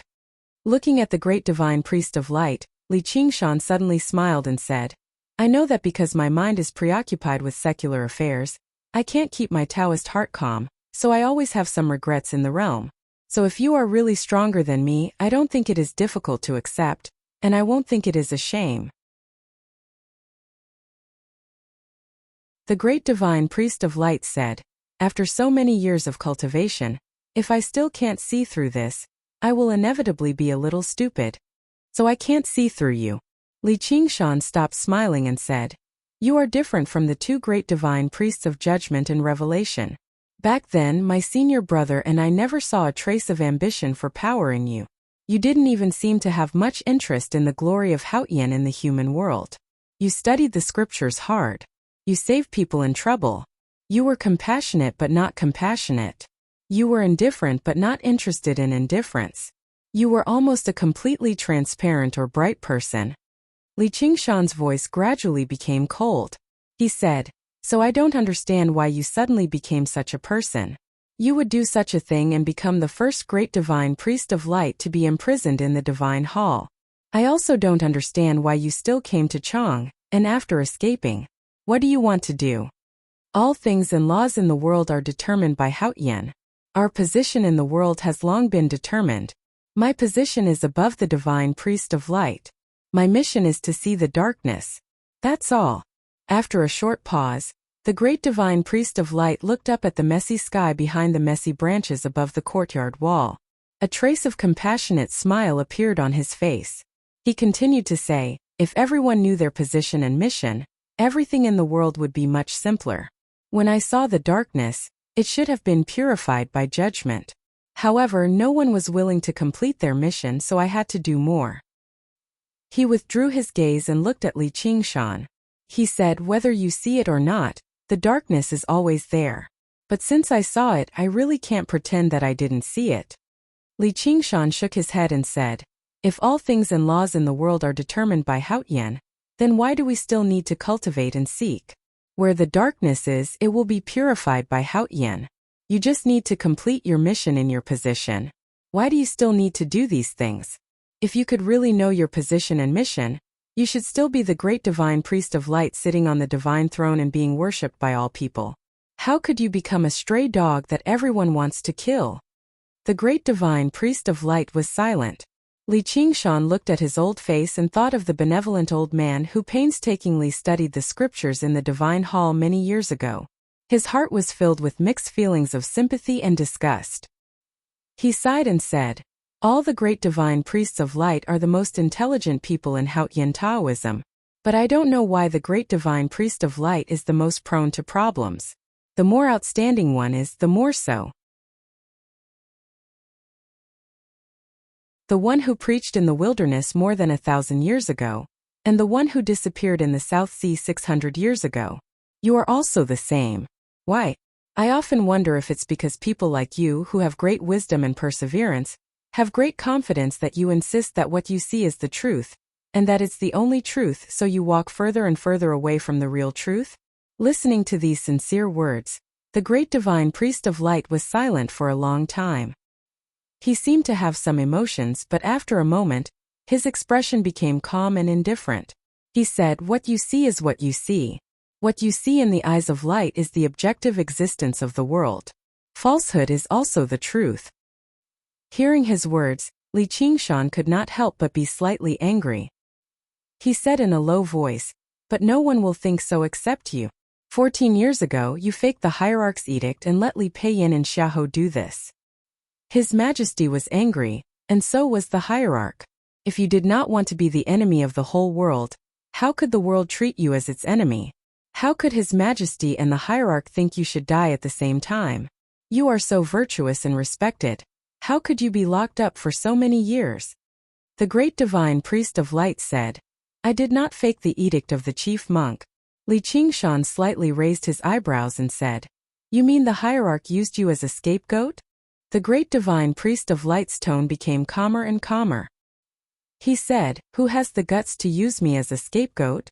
After a moment of silence, Li Qingshan said, "But this thing was done by you after all." "Yes. Have you ever considered the thoughts of His Majesty and the hierarch? What does the thoughts of the Tang Emperor and the chief monk have to do with me?" The great divine priest of light's voice was as calm as the frozen surface of a lake in winter, smooth and without any ripples or traces, as if the disaster he had caused that shocked the Tang Empire and the West Hill Divine Palace was just a trivial matter. Li Qingshan looked at him coldly and asked, "You came to Chang, and after getting out of trouble, have you not let go of that thing?" The great divine priest of light was silent. Li Qingshan turned to look at the dilapidated general's mansion and sighed.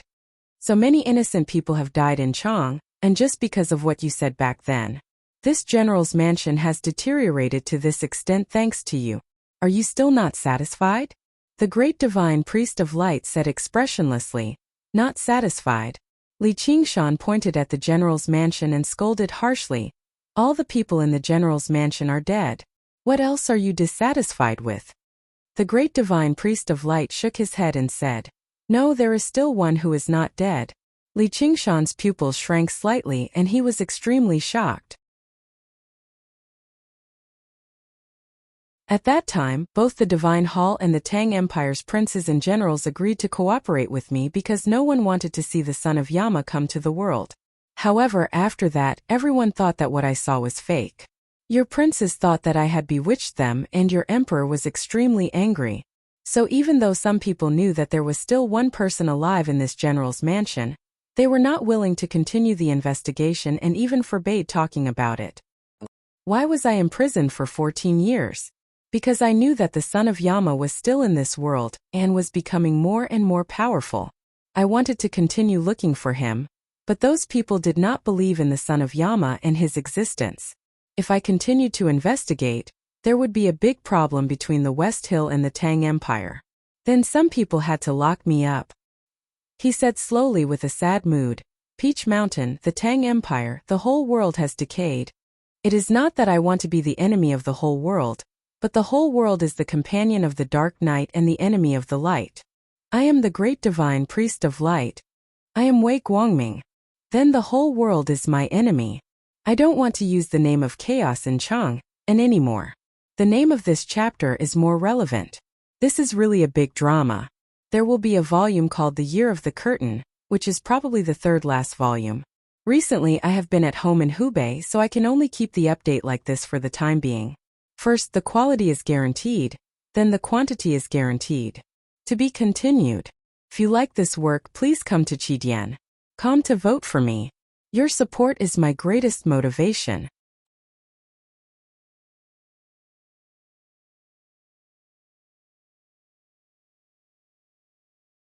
Chapter 210.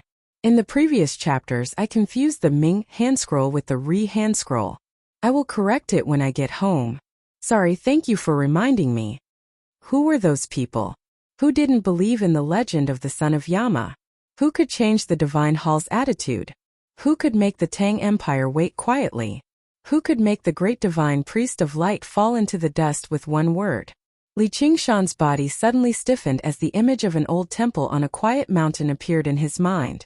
Many years ago, when the West Hill Divine Palace gave him the title of Great Divine Priest, he once went to the old temple. This was the only time in his life, but it was unforgettable. Thinking of this, he seemed to see the thin figure on the edge of the cliff again, and his whole body was slightly cold. The Great Divine Priest of Light said, "I don't know what the Abbey Dean was thinking at that time. I respect him from the bottom of my heart, but I will still stick to my own ideas." Li Qingshan looked at his old cheeks in silence. Only then did he know that it was the Taoist in indigo who personally imprisoned him as the Great Divine Priest of Light. Then he thought of the Great Divine Priest of Light who could stick to his own ideas in front of the Taoist in indigo. He could not help but feel great admiration. "Because I stick to it, I will not give up." The light in the Great Divine Priest of Light's eyes was calm and deep. He said slowly, "During these years of being imprisoned in the back of Peach Mountain, I have never stopped looking at the world with this pair of eyes. One year I even tried it once." Li Qingshan frowned and said, "The Yen Territory murder case?" The Great Divine Priest of Light did not answer directly, but said indifferently, "Unfortunately, I still failed to kill that person. I clearly saw that the shadow of the night was still floating in the world, sometimes thick and sometimes faint, sometimes disappearing and sometimes appearing. But during these 2 years the shadow became more and more solid, which means that person is becoming more and more powerful." Li Qingshan asked with a serious expression, "Who is the person you saw with your eyes? Is he in Chang'an?" The Great Divine Priest of Light gave a very obscure answer. "The eyes can only see his existence, but not his existence.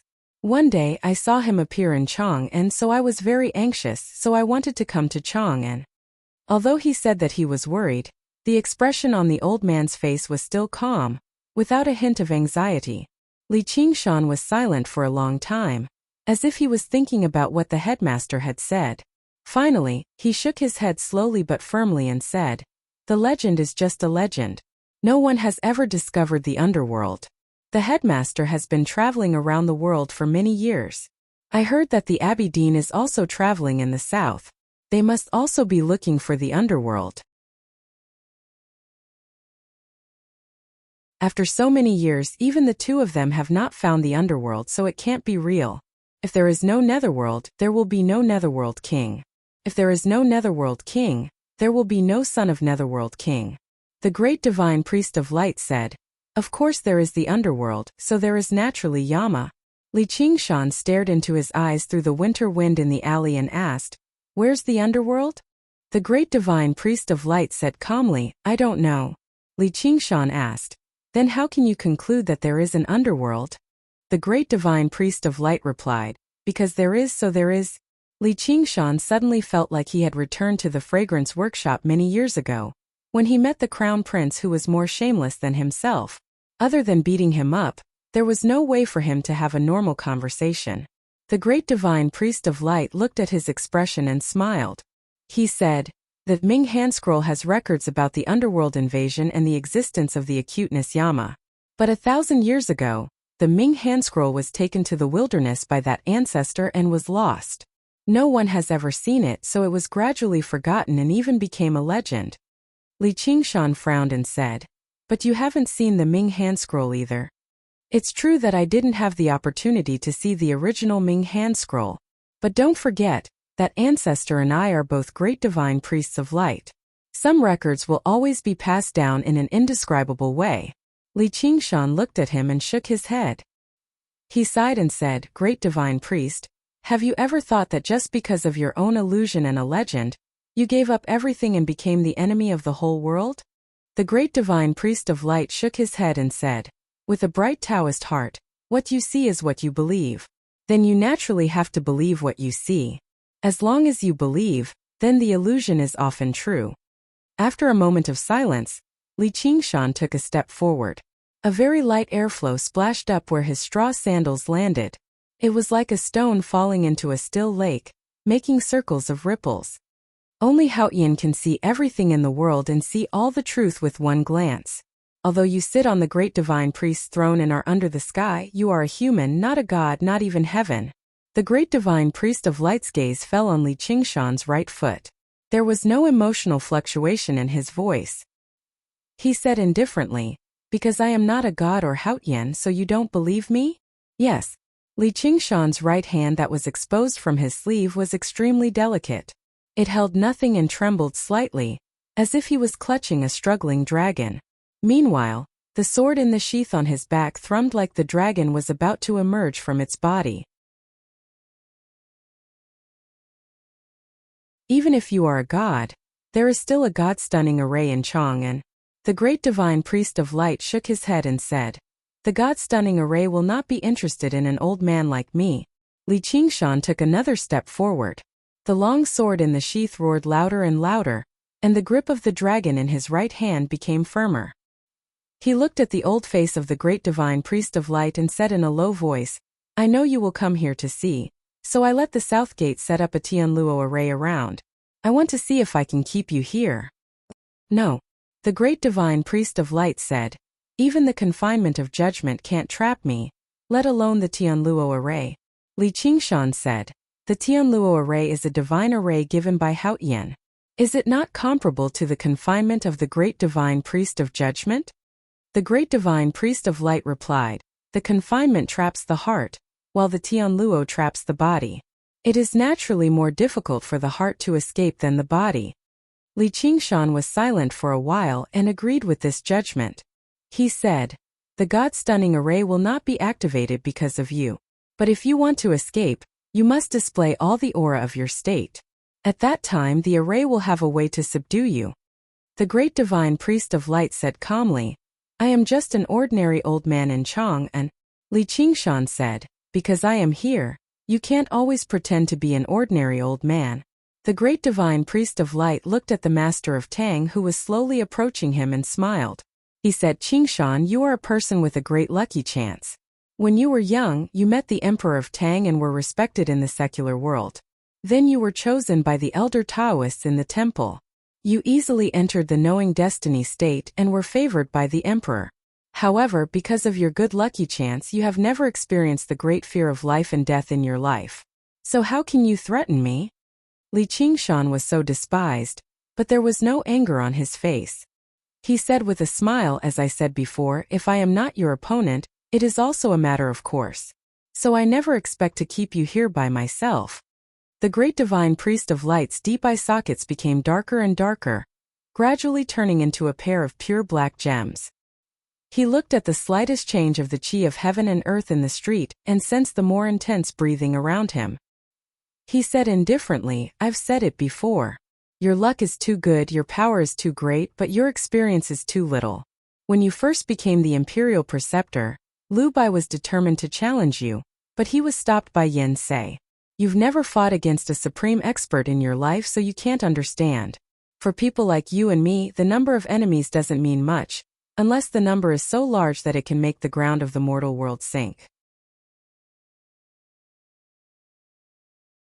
As soon as he finished speaking, the withered leaves above the street fluttered again, and dozens of crossbowmen appeared in the streets and alleys.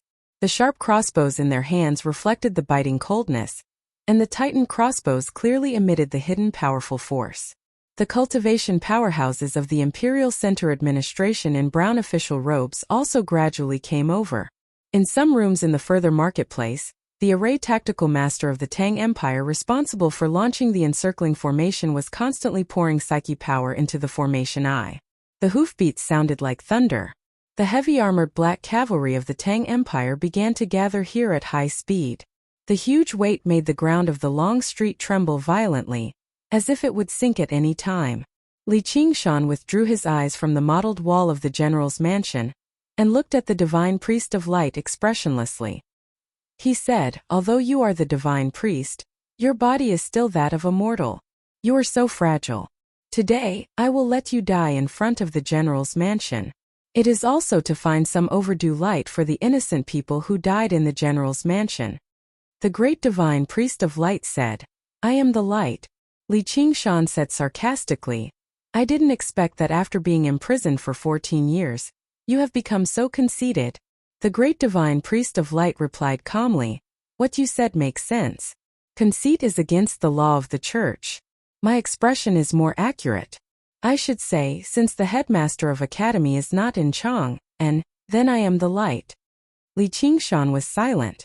Stepping into the street with the momentum of a dragon and a tiger, he, the master of Tang Nation, exchanged words with the great divine priest of light. The content was shocking, but the tone was calm, as if they were having a tea contest. All the killing and stubbornness were hidden in the picking of the spoon. What they tested was the Taoist heart, and what they competed was still the Taoist heart. After this conversation, it seemed that there was no winner or loser, but it could also be said that the great divine priest of light had won, so there was no need to talk anymore. The strong sound of the spring sounded, and the sharp crossbow arrows shot out like a dense rainstorm. The sound of the arrows tearing the air was so sharp that it hurt people's ears. They surrounded the body of the great divine priest of light from all directions, leaving no gap. Almost at the same time, the array tactical master of Tang, hidden in the distant marketplace, started the encircling array. On the street outside the general's mansion, the qi of heaven and earth changed dramatically. Countless qi turbulence turned into a primordial qi lock, forcibly locking all the space around the great divine priest of light. With a clear dragon's roar, the sword on Li Qingshan's back thrummed and vibrated.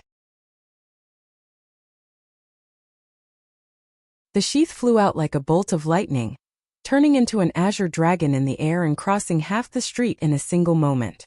The dragon's roar rang out as it slammed into the divine body of Light's old face. This was a long-planned attack by the Tang Empire. Because the target was the horrible great divine priest of light, they were well prepared. In addition to these powerful attacks in the street, there were many follow-up arrangements. And the opponent's response was very simple. Facing the rain of arrows, the encircling formation that locked the world, and the flying sword that had transformed into an azure dragon, the old man's deep and serene eyes emitted a straight ray of light, then a second ray, a third ray, 1,000 rays, 10,000 rays, countless rays. The great divine priest of light shone brightly. To be continued. If you like this work, please come to Chidian.com to vote for me. Your support is my greatest motivation.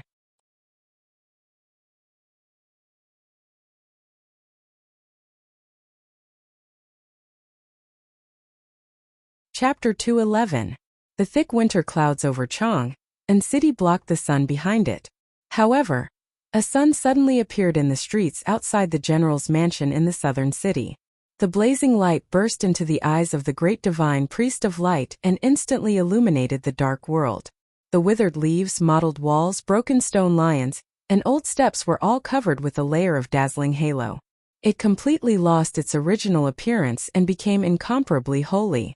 Dozens of elite crossbowmen, known for their perseverance, threw away the crossbows in their hands and covered their eyes. They screamed and fell to the ground. The flying crossbow arrows screamed even more miserably. They had already lost their direction in the blazing light. Faintly, the quivering crossbow tails could be seen everywhere on the trees and walls. The black-armored soldiers of the Tang Empire gathered on the street were in chaos. The well-trained warhorses seemed to have sensed the supreme power contained in the blazing white curtain of light in the alley.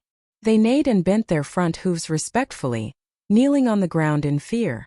God knows how many cavalrymen were knocked off their feet.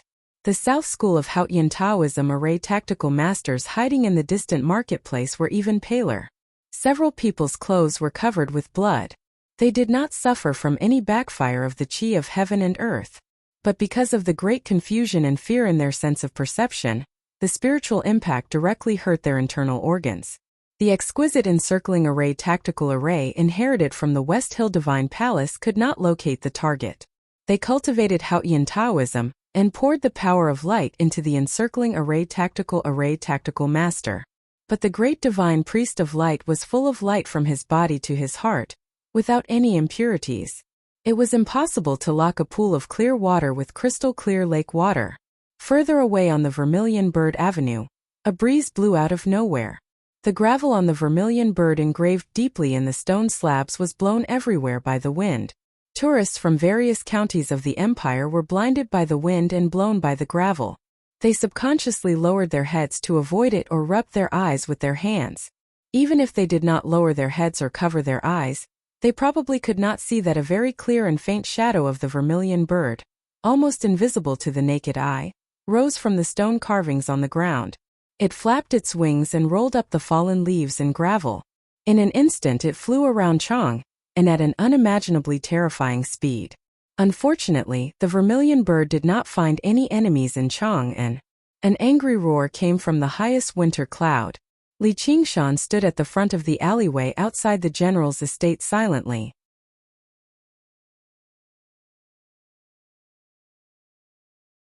As he listened to the indignant cry from the cloud, he slowly opened his eyes and looked at the empty alleyway. His expression became even more stern. The azure dragon that was wandering in the alley let out a low, unwilling roar. It slowly withdrew its aura and returned to its scabbard.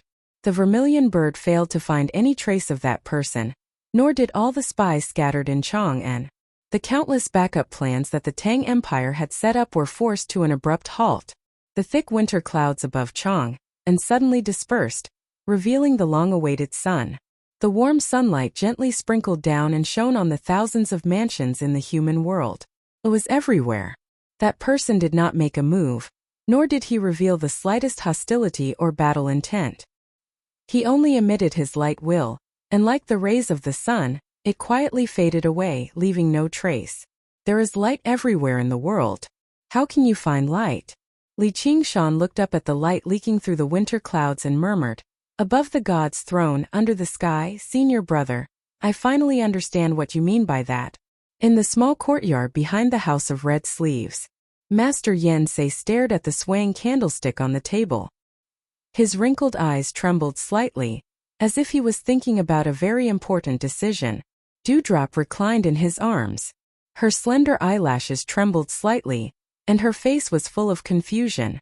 However, she did not dare to ask when she saw the solemn expression of the old Taoist. Why did he light the candlestick in the daytime? Could it be that this divine talisman master, whom no one in the empire dared to offend, actually had some strange interests after he refused to really drink water these days? Looking at the candle tears gradually accumulating on the candlestick, Dewdrop's body was a little stiff. She thought that she had heard a lot of such interests, but she had never done it herself. She did not know whether the candle tears would hurt when falling on her body, or it was really interesting. She wanted to refuse, but she did not dare to say it out. Suddenly, the candlestick on the table suddenly shone brightly, illuminating the room. Dewdrop was startled and almost fell down from Yen Sei's legs. Master Yen Sei stared at the burning candlestick and narrowed his eyes for a long time.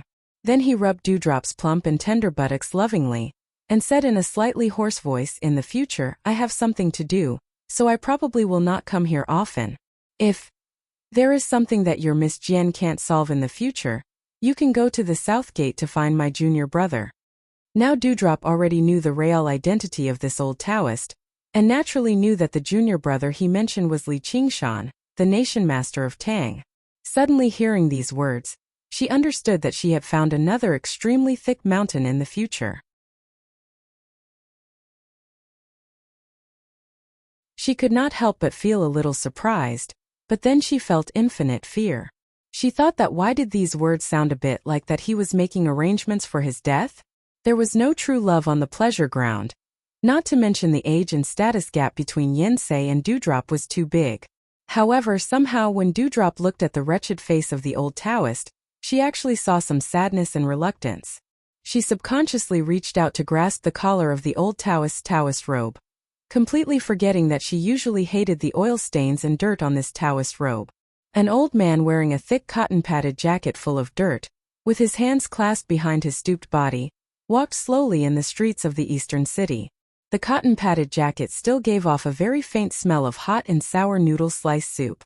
As previously said in the conversation with Li Qingshan outside the general's mansion, as long as the headmaster of academy was not in Chang'an, he was the light, and the only thing he was afraid of was the big tactical array of Chang'an.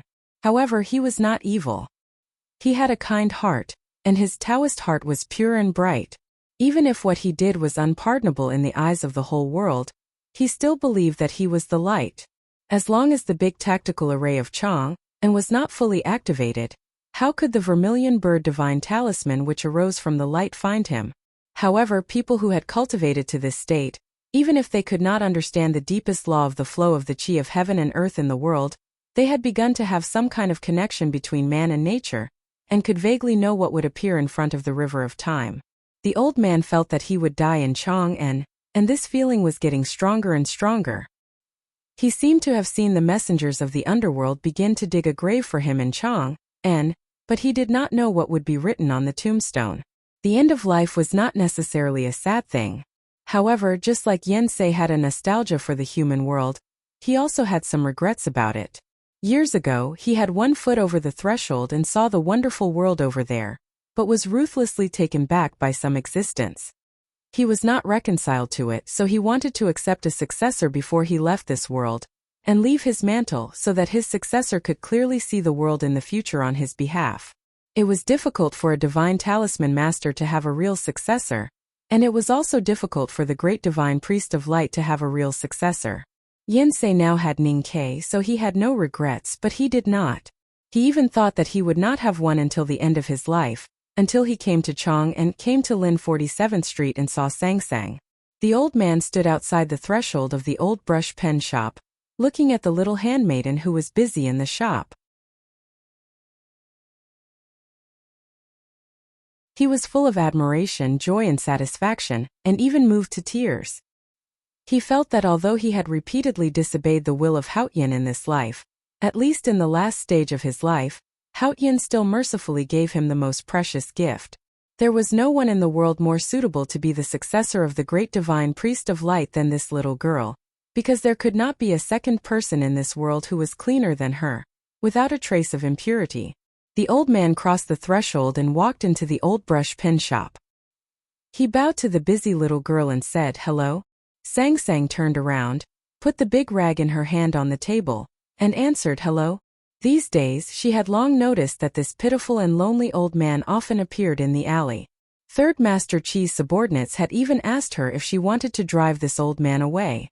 However, she thought that he was just an ordinary strange old man, so she rejected the suggestion. She was even too lazy to pay more attention to him. The old man asked, "Do you know the biggest difference between human beings and beasts?" Sang Sang did not think, directly shook her head and answered, "I don't know." Then she grabbed the rag and was ready to continue wiping the table. The old man sincerely said, "Can you try to think about it?"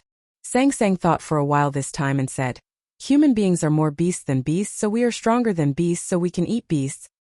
Hearing this answer, the old man was obviously not mentally prepared, and asked in surprise, "Why do you think so?" Sang Sang shook her head and said, "I said I don't know. This is what young master told me when I was young." The old man sighed and said, "Your young master is also a wonderful person, either a great evil or a great good person." Sang Sang thought for a while and said, "Young master is young master." She did not finish her words, and she did not have the habit of finishing her words. If the old man could understand, then so be it. If not, then it was none of her business. In fact, her meaning was very clear. A son was a son, a mother was a mother, a brother was a brother, a husband was a husband, and a young master was a young master. For her, Ning Ke was a separate existence different from the definition of evil, good, man, woman, rich and poor. After a moment of silence, the old man said, "In my opinion, the biggest difference between human beings and beasts is inheritance. Beasts do not hesitate to pass on their own life and death, but human beings want to pass on their spirit. The similarity is that this kind of inheritance contains a very strong desire, and they both want to leave a trace of themselves in the world for a longer time."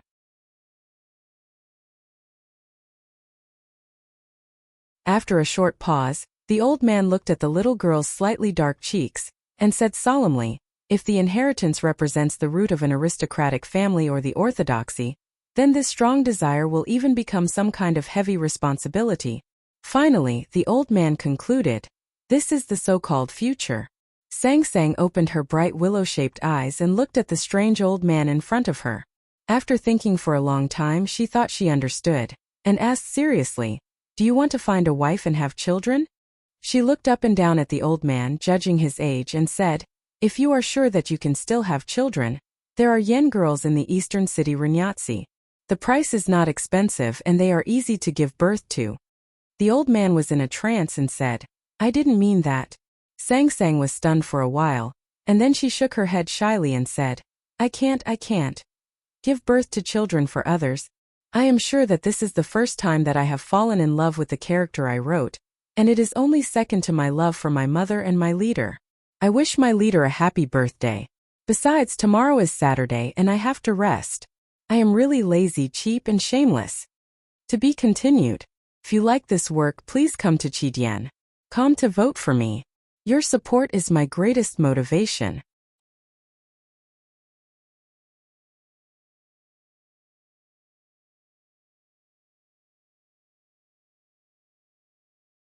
Chapter 212. After a while, Sang Sang looked at the old man and said seriously, If you only like domestic women and not yen women, I know some girls from brothels. But it will cost a lot if you want them to bear children for you. The old man was in a trance again. After a long silence, he finally woke up and said seriously, I don't want to find a wife to bear children. I want to find a disciple to inherit my mantle. It was Song Song's turn to be in a trance. She thought, what does finding a disciple have to do with me? My bones are not unique and my background is not strange. Although your cotton-padded jacket is indeed dirty, it seems that you have not begged these days. No matter how I look at it, you don't look like an otherworldly sublime being in the stories I heard from Ninkei when I was young. Do you want me to be your disciple? Or do you want me to find you a disciple? She asked seriously. The old man answered seriously, I want you to be my disciple. Sang Sang decided to ignore him. She squatted down and began to wipe the table legs. The old man looked at the bright table leg, which was absolutely free of any stains, and remained silent. The old man didn't leave the old brush pen shop. He followed Sang Sang and watched her. He watched as Sang Sang wiped the tables and chairs, cleaned the non-existent dust, and repaired the door that had been repaired long ago. He watched as Sang Sang closed the door, fetched water from the well, washed the rice, prepared the vegetables, cooked the rice, and chopped the garlic. He watched as Sang Sang sat at the table and began to eat alone. Sang Sang didn't invite him to eat with her. Strangely, she didn't ask him to leave either. The old man looked at her through the window and said sympathetically, Are you bored? Song Song's hand holding the bowl slightly stiffened. She looked at the 3 vegetables on the white rice and nodded. Then she continued to chew the vegetables in her mouth, and her dark cheeks bulged slightly. After dinner, Sang Sang washed the dishes, face and feet, and prepared to sleep.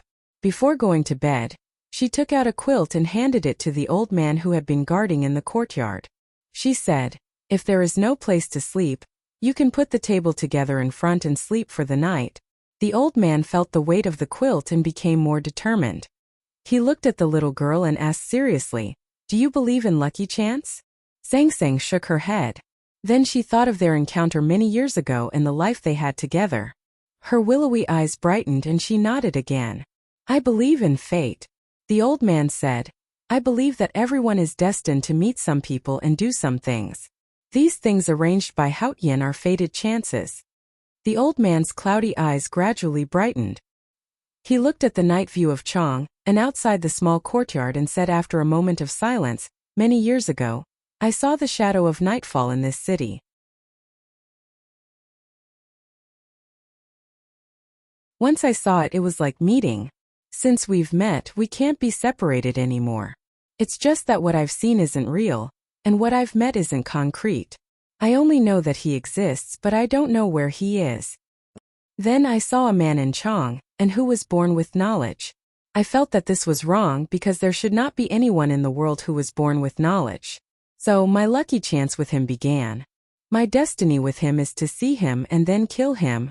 After seeing him for 9 months, I tried to kill him, but I knew that I didn't kill him because he was still alive. I was the only person in the world who could clearly feel that he was still alive. It's just that since then the opportunity has faded. Apart from the occasional time, I've never been able to see where he is. Until recently I saw him again, so I came to find him and renew my lucky chance. The old man muttered the past like a devout, foolish woman sitting on the high threshold. Sang Sang listened in silence for a long time. Her willowy eyes occasionally brightened and then disappeared. Then she asked, "Find him. What will you do?" The old man said, "Kill him." Sang Sang asked, "If you're such a great person, why didn't you kill him back then?" "Because the lucky chance between us is not absolute. Not everyone can easily enter this city to kill people, especially me. So, only the people in this city could do it back then. More importantly, the whole world was skeptical of what I saw. They didn't believe me at all." The old man continued, "I don't know what will happen after I find him. Ordinary people like us can never predict Hao Yan's arrangements. But I always believe that he is a person who has a great lucky chance with me. I thought that I came to Chong, and to understand this lucky chance until I met you." The old man looked at Song Song's slightly dark cheeks and bright willowy eyes. He was silent for a long time. He silently thought about the true reason why so many loyal subordinates sacrificed themselves, which made the whole Peach Mountain and the Tang Empire feel uneasy and attracted him to Chang'an. Was it the dark shadow or the person in front of him? Song Song's eyelashes drooped slightly and asked calmly, "What can I learn from you?" The old man looked at her slightly fluttering eyelashes and ordinary face. He said, "Divine skill." Sang Sang asked, "Is divine skill very powerful?" The old man nodded and said, "Very powerful." Sang Sang lowered her head even more, which made her eyelashes look longer. She whispered, "My young master is very powerful. After I learn divine skill, can I help him beat people?" The old man smiled and said, "Of course you can." Sang Sang raised her head and looked at the old man attentively with her slightly dark face. She asked bravely, "Can I defeat you?" The old man looked at the little girl's little face.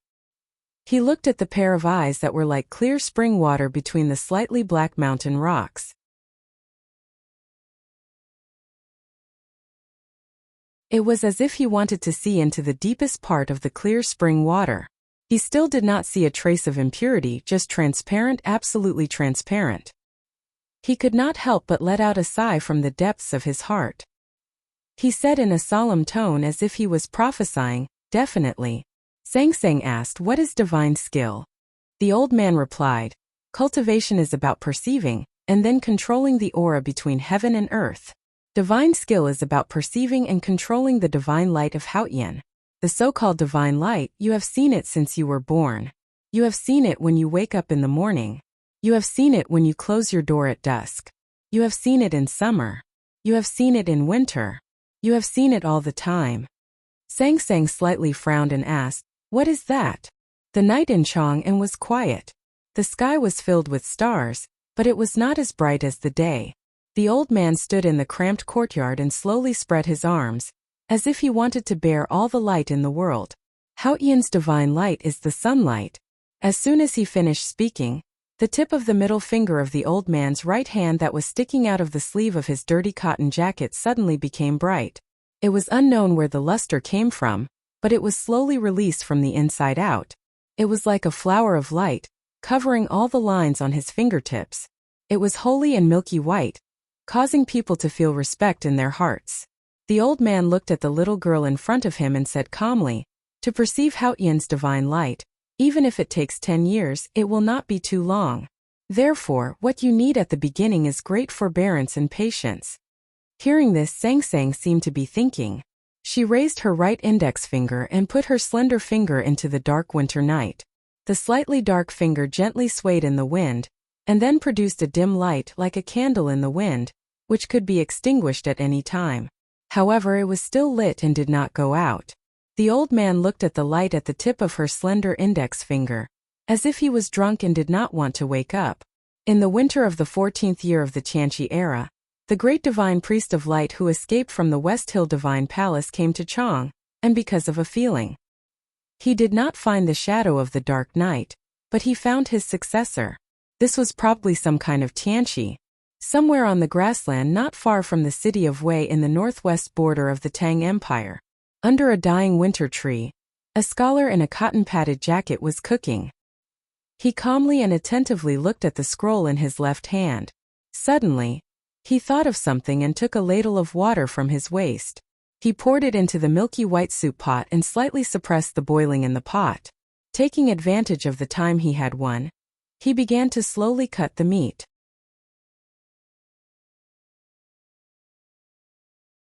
The perfectly frozen mutton danced under the sharp knife like snowflakes.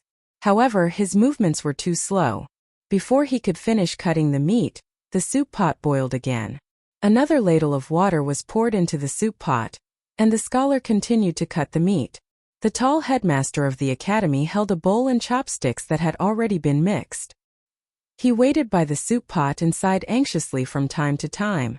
When it comes to fate and lucky chance, no one knows what they will see or encounter. No one knows what it means to them. Ideas and reality are often two opposite worlds. For example, the general and the woman we saw in the city of Wei a few days ago. Maybe they will live forever, or maybe they will return to the Central Plains next year. But no matter what happens, they may not be as happy as they seem. The headmaster of the academy tapped the empty bowl with his chopsticks and shook his head. He sighed and said, "Not happy doesn't mean it will be gloomy. I don't think it's a kind of sadness. Instead, I think it's full of comedy. For example, the soup and mutton are here, but I haven't eaten it for an hour. It doesn't mean I will always be sad. Maybe the first bite of mutton will be the best thing I have ever eaten in my life." Any student must learn to hear the teacher's true intentions from his dignified words. As the eldest brother of the academy, of course, the scholar could best understand the headmaster's likes and dislikes. Therefore, he put the scroll back to his waist and began to cut the meat faster, in case the teacher would really get mad later. However, as Chun Pippi had once told Ning Kai, eldest brother was very serious in his work. That was why he did things very slowly. Even though the headmaster of the academy was waiting beside the soup pot with bowls and chopsticks like a beggar, which gave him unprecedented pressure, his speed of cutting meat did not improve much. In order to distract the teacher and relieve the current mental pressure, the eldest brother asked while cutting the meat, "Teacher, can't you see the future?" Hearing this question, the headmaster of the academy was furious. He pointed to the gray winter sky and shouted, "I can't even see the sky, how can I see the future?" To be continued. If you like this work, please come to Chidian.com to vote for me. Your support is my greatest motivation.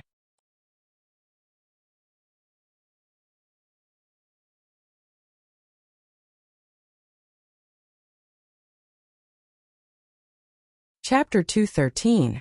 The headmaster put down his fingers and looked at the boiling soup pot and the slices of meat on the chopping board that looked like snow. He said bitterly, "If I knew everything, why would I live like a stray dog?" Eldest brother cut the delicious mutton and thought to himself with a smile, "Teacher, when have you ever been afraid?" The headmaster put the bowl and chopsticks on the chopping board and rolled up his sleeves. He easily grabbed the sharp kitchen knife from eldest brother's hand. With a few swishing sounds, the mutton slices flew and piled up into a snowy mountain. The mutton was cooked in the boiling soup. The headmaster happily grabbed the food with his chopsticks and ate to his heart's content. The soup dripped down his beard. He did not even think of letting his most beloved disciple, the old yellow bull, who was eating grass on the meadow, roll its eyes at him and mooed discontentedly. Eldest brother smiled and shook his head at his teacher's happy expression. He wiped his hands clean and walked slowly to the withered winter tree. Looking at the blue lake not far below the meadow and the looming horse gang on the other side of the lake, he slowly raised his eyebrows and asked thoughtfully, "Teacher, is this the Shubi Lake of youngest brother?" As time passed, some things that he didn't know would be known by some means. For example, the one who entered the back mountain of the academy was not Prince Long Qing, but a little guy named Ning Quebec. The headmaster filled a bowl of mutton soup and drank it slowly. His slender eyebrows and tail seemed to be dancing in the winter wind. He looked at the nearby lake and somewhere further away and said, "He grew up in the city of Wei and became an adult in Shubi Lake." Eldest brother nodded and looked back at the headmaster. He asked, "Teacher, why are we coming to the city of Wei?" The headmaster held the soup bowl and looked at the horse gang who were busy making a living by the Shubi Lake. He said, "After all, he is my student. Although we haven't met, it's on the way. Let's consider it a home visit." Eldest brother thought of the scene before he left the academy in Chong, and last spring. He thought of the headmaster's words and the big black umbrella on the lad's back. He asked, "Teacher, Did you know that youngest brother would become youngest brother? The headmaster put down the soup bowl and sighed with satisfaction while touching his slightly bulging belly. He shook his head and said, "There is no such thing as fate in the world. In this case, how can I predict it? How Ian can't arrange everything." The headmaster looked up at the clear sky of the grassland and seemed to see the trembling little boy holding a chopper in the woodshed more than a decade ago. He said with emotion, "Many years ago, I saw your youngest brother. At that time I just felt that he looked like an old friend. I didn't expect that he would survive and come to me."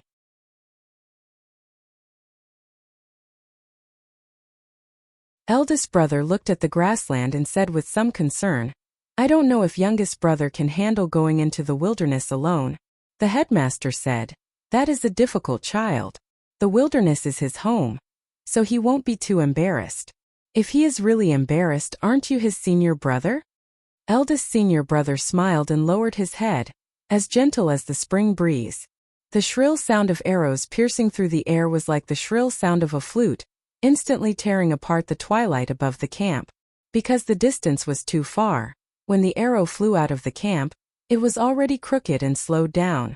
Like a drunken man, it fell to the ground in a sorry state. It didn't cause any damage, but everyone in the camp knew that the other party's whistling arrow was meant to warn or show off, so they didn't feel relaxed. The smoke and dust in the distance of the grassland gradually dispersed, revealing more than 100 horsemen. Vaguely, the barbarians wrapped in animal hide and cotton armor on the horses' backs were mighty and majestic. They held the reins with one hand and screamed crazily, as if they had seen a large number of prey. The Yin Kingdom's cavalry in the camp split up to meet them. When they were a few arrows away, the grassland barbarians whistled and dispersed. They circled around the flat plains and shallow waters around the camp. They refused to approach, but also had no intention of leaving. Ninkei was the first to find the traces of the horse gang. After giving a warning, he jumped off the carriage and silently led the big black horse, ready to mount the saddle at any time. However, looking at the grassland barbarians whistling and wandering around, he gradually frowned. In the winter grassland, it was already a large group of horse gang that could gather more than 100 elite horsemen.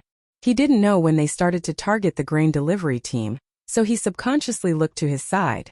The young boys and girls of Black Ink Garden had lived in the Great River Kingdom in the far south for a long time. They had only heard about the ferocity and terror of the northern horse gang in legends. This was the first time in their lives that they had to face these grassland horse gang. However, all the disciples of Black Ink Garden, including Catgirl, were silent and occasionally nervous, but absolutely not flustered. Each of them held a long handle of a thin knife in their hands and vigilantly waited for the battle to come. At this moment, 3 horsemen galloped out from the north of the camp. They scattered at high speed under the last red flame twilight. Nominally, the disciples of Black Ink Garden of Great River Kingdom were responsible for the grain delivery to the left king's palace in the grassland. However, the Yin Kingdom's cavalry, who were responsible for the safety of the grain team, didn't really obey the order. They were aloof from each other and disliked each other.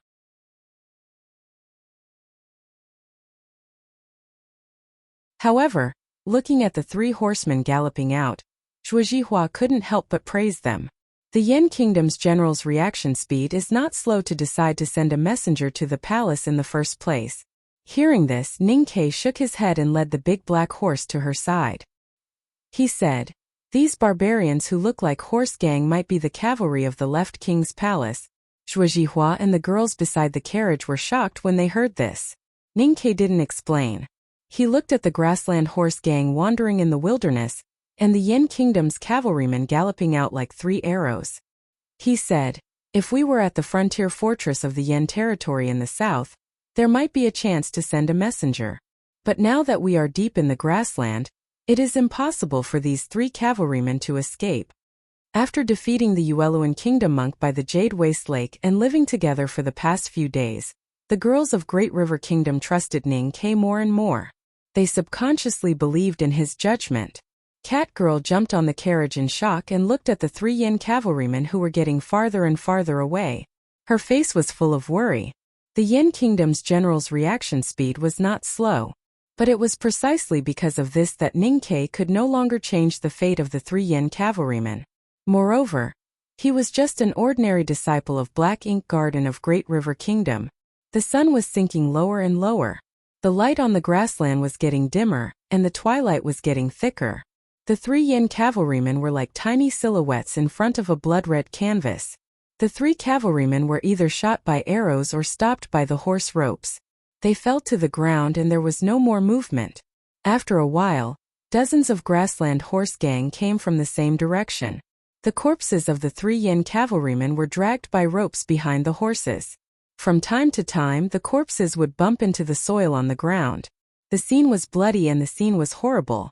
The 2 groups of grassland horse gang gathered together and let out a burst of arrogant laughter. The so-called clamor was nothing more than this. Ningke had seen such scenes on the grassland many times. Back then, he had also dragged the corpse of the leader of the horse gang by the Shubi Lake for a week as a demonstration. Therefore he was not moved. But for the young girls and the civilians in the grain transport team, such a tragic scene would definitely make them have nightmares every night. They could faintly hear the sound of breathing around them becoming rapid and panicky. As for the 200 Yin cavalrymen, they were in an uproar when they saw their comrades being killed and humiliated. They only managed to calm down under the strong suppression of their commanding officer.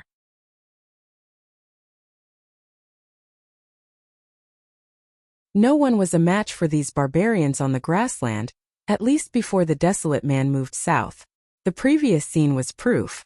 Therefore, even though the Yen army had the advantage in numbers and had the disciples of Black Ink Garden as the main fighting force, they could only suppress their anger and fear. They used the grain transport team to set up a simple formation, and used the fastest speed to set up a defensive attack, waiting for the grassland horse gang to attack. The atmosphere in the camp became unusually tense. It was the same after the dozens of Yen cavalrymen returned to the camp. This was because even if they had not seen it with their own eyes, they had heard of the savagery of the grassland horse gang, especially the civilians in the grain transport team. Their faces were ashen and their bodies were trembling. They could not even complete the simplest transportation work. Unexpectedly, the grassland horse gang did not take advantage of the last light and the good opportunity to attack when the people in the camp were distracted. Instead, they held the reins and stopped a few arrows away, watching the people in the camp coldly. Among them, the 3 leaders of the horse gang were waving their horse whips and pointing, looking extremely arrogant. As night fell, a bonfire was lit in the camp. The generals of the Yen army personally set up surveillance posts. The soldiers looked nervously at the pitch-black periphery of the grassland, facing the imminent danger. Almost no one could sleep peacefully, thinking that once they fell asleep, they would not wake up again. They were worried that the horse gang would attack at night. Ningke knew the behavior of the horse gang very well. Whether it was the real horse gang or the palace cavalry disguised as horse gang, once they got on a horse and became a thief, they would firmly follow the behavior of the horse gang. The horse gang would not choose to attack at night. He set up his small tent beside the horse carriage and prepared to have a good sleep in preparation for the bloody battle the next morning. A gust of night wind blew, lifting the tent and the curtain of the horse carriage. His pupils shrank because he found that there was no one in the horse carriage.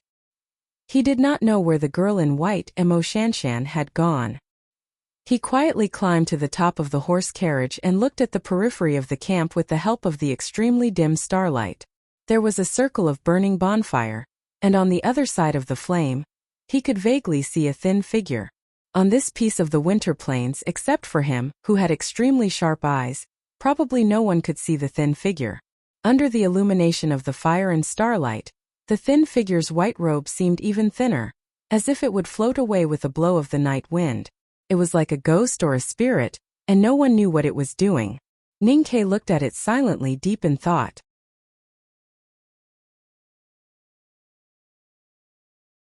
Then he jumped off the horse carriage and fell asleep with his clothes on. When the night was at its darkest, several shrill screams suddenly sounded from the southwest of the camp, as well as the wild howls of the horses. The Yen cavalry, who had been vigilant in the north, was startled and looked in that direction. Ningke, who was in the tent beside the horse carriage, had woken up. He put his ear to the ground and listened for a while. Through the gap of the curtain, he saw the girl's figure cut out by the candlelight in the horse carriage. It gradually became brighter. He smiled and then closed his eyes, continuing to sleep peacefully.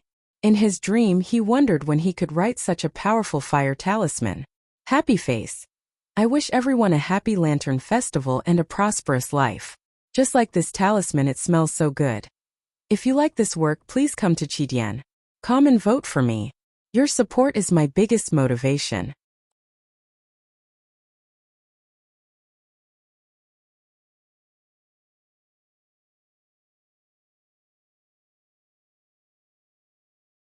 Chapter 214. No one dared to investigate at night. There were also people like Ning Ke who knew what had happened and didn't want to investigate. The next morning, people in the camp found that the horse gang, which had been closely following not far from the north, had disappeared without a trace. However, before they could rejoice, they heard horse hooves and sharp whistles again. The horse gang came again in the morning, but they kept a distance vigilantly, not as arrogant as yesterday. Zhuo Jihua summoned the Yan army general and severely reprimanded him. After all, these girls from the Great River Kingdom were cultivators of the Black Ink Garden, so they had a different identity. The Yan army general could only listen to the reprimand. Then he organized the team and left the camp. Ignoring the horse gang who were patrolling outside, they crossed a gentle slope to the south and continued to march towards the northeast palace. It was not until they left the camp that they saw a few charred horse corpses in the southwest direction. They thought it was probably the result of the chaos last night. The charred horse corpses had been eaten by the wild wolves in the wilderness. Their limbs were broken and looked terrible. There were white burn marks on the gravel, as if it had been burned for a whole night.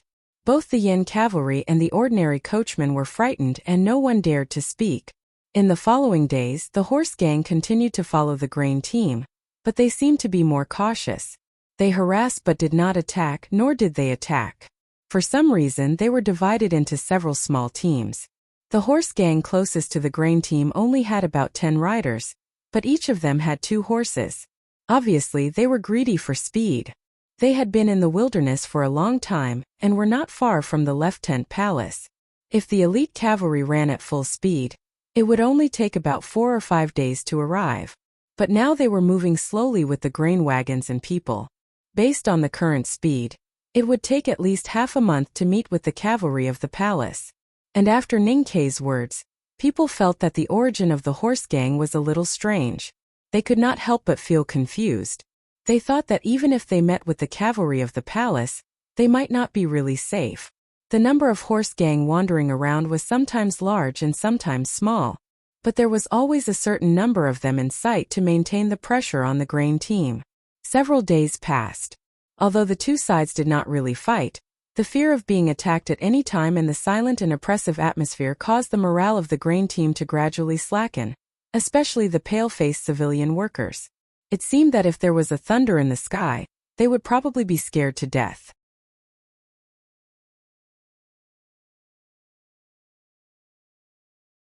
Zhuo Jihua came to the side of the carriage and looked anxiously at the figures of the horse gang in the distant sky. She said, "We must make these horse gang afraid. If we let them follow us like this, we may be defeated on our own before they attack us. Moreover, there are other benefits in staying further away."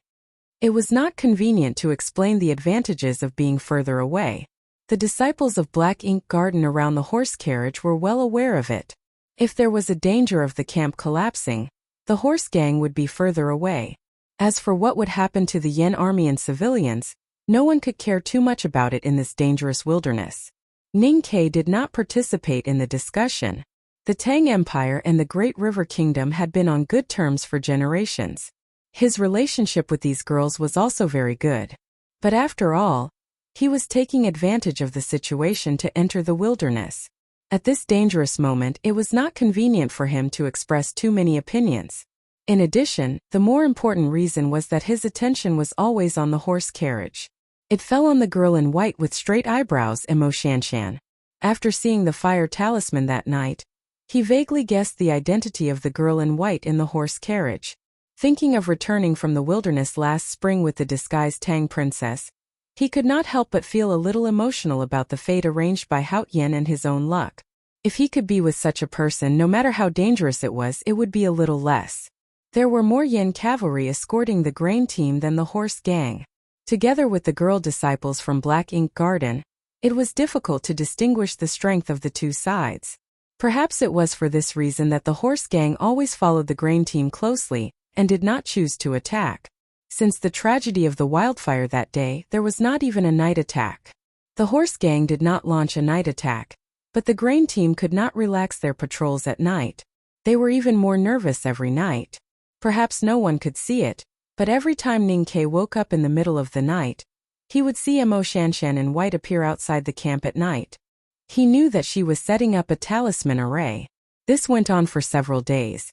No matter how strong the girl Mo Shanshan was, her psyche power was rapidly consumed, and she could not support it for a long time. Seeing the slightly round cheeks behind the curtain gradually thin and pale, Ning Ke finally decided to take action.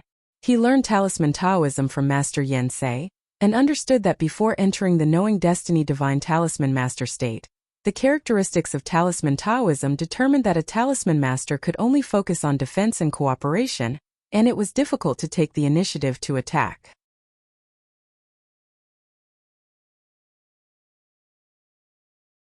Although Mo Shanshan's state was unfathomable, she obviously lacked a lot of experience in the application of Talisman Taoism in the battle. It was late at night, and there was no half-moon in the sky, only a few stars. The camp was brightly lit, but the surrounding wilderness was dark, and no one knew how many hidden dangers there were. The carriage slightly shook, and Mo Shanshan quietly got off. She was ready to go outside the camp to draw talisman arrays. Suddenly, her eyes slightly brightened, and she turned around and coldly looked at the inconspicuous small tent behind the carriage. Ning Ke opened the tent curtain and walked out. He looked at her and said, "If you are alone, the horse gang outside will not be able to stop you. But you are not alone. You have to take care of so many companions and grain wagons, and I don't know how many days you have to take care of them. You can't hold on like this." Mo Shanshan looked at him, as if she was looking at the dark night behind him. Her eyes were cold and indifferent. Then she slightly lowered her eyes, and her long and slightly sparse eyelashes gently blinked, but she did not say a word. Ning Ke looked at her expression and continued, "If you are a divine talisman master, you can burn all the horse gang with a talisman. The problem is that you are not a divine talisman master, so you have to change your method." Mo Shanshan raised her head, looked at him and indifferently asked, "What method?" Ning Ke said, "Whether the horse gang outside is real or fake, or whether they are raised by the Lieutenant Palace or the Yen people, we have to use the horse gang's method to deal with them." The extremely faint starlight fell on Mo Shanshan's beautiful but somewhat dull face, reflecting her black eyebrows more clearly. She looked at Ning Ke and asked after a moment of silence, "What method?" There can only be one reason for the horse gang to take action, and that is profit. As long as they are sure that the price they pay will exceed the profit, they will naturally retreat. Ning Ke said, "Obviously, the horse gang's intelligence missed you. They don't know your existence, so they are forced to change their plan. Then we have already taken the lead." Mo Shanshan looked at him quietly and suddenly asked, "Do you know who I am?" Ning Ke did not answer this question. Mo Shanshan repeated the previous question. "What method can we use to drive away the horse gang?" Ning Ke replied, "The so-called horse gang is a thief when mounted, and a citizen when dismounted. They don't believe in moral judgment, nor do they care about the general trend of the world. They only care about whose knife is sharper. If we want to frighten or scare them away, as I said, we have to use the horse gang's method." Mo Shanshan continued to repeat, "What method?" Ning Ke looked at the girl's beautiful but indifferent cheeks, and suddenly laughed, saying, "As I said, the horse gang's method."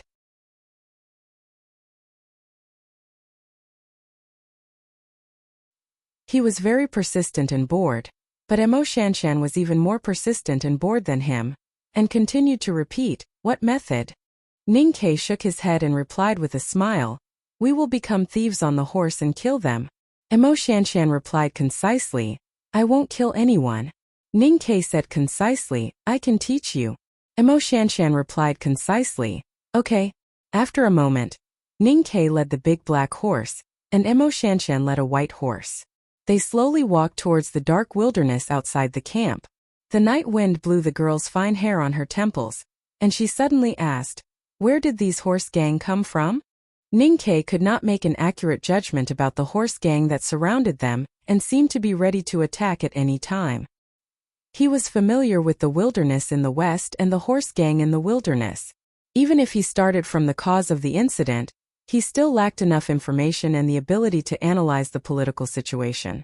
The grain team supervised by the girls of the Great River Kingdom carried the goodwill of the countries in the Central Plains, and the intention of the Divine Hall to negotiate for peace. Now that the situation in the wilderness was tense, the authentic horse gang with a keen sense of smell had long disappeared.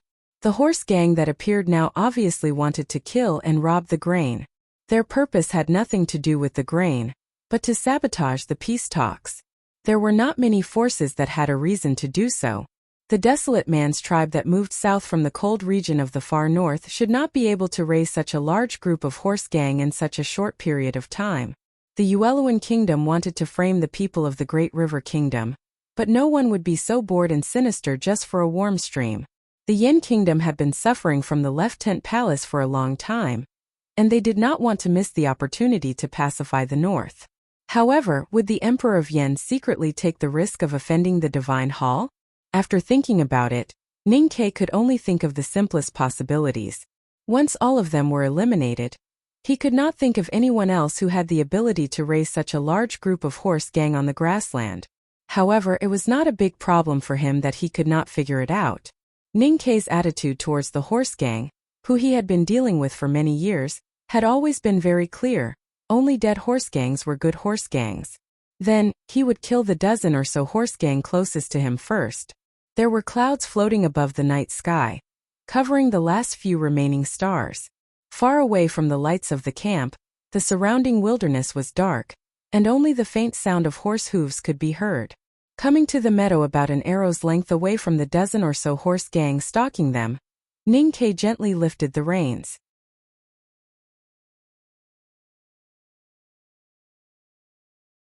The big black horse shook its head impatiently, but it still stopped as instructed.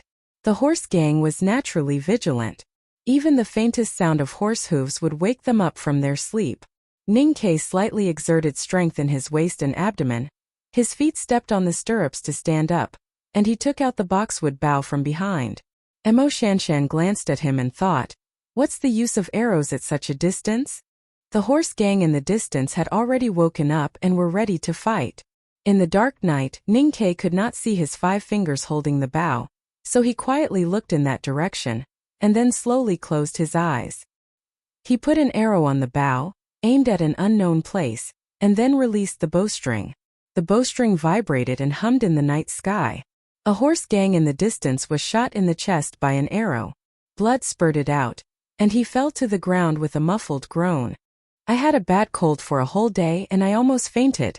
Damn it, fortunately I wrote it out, damn it." To be continued. If you like this work, please come to Chidian.com to vote for it. Your support is my biggest motivation.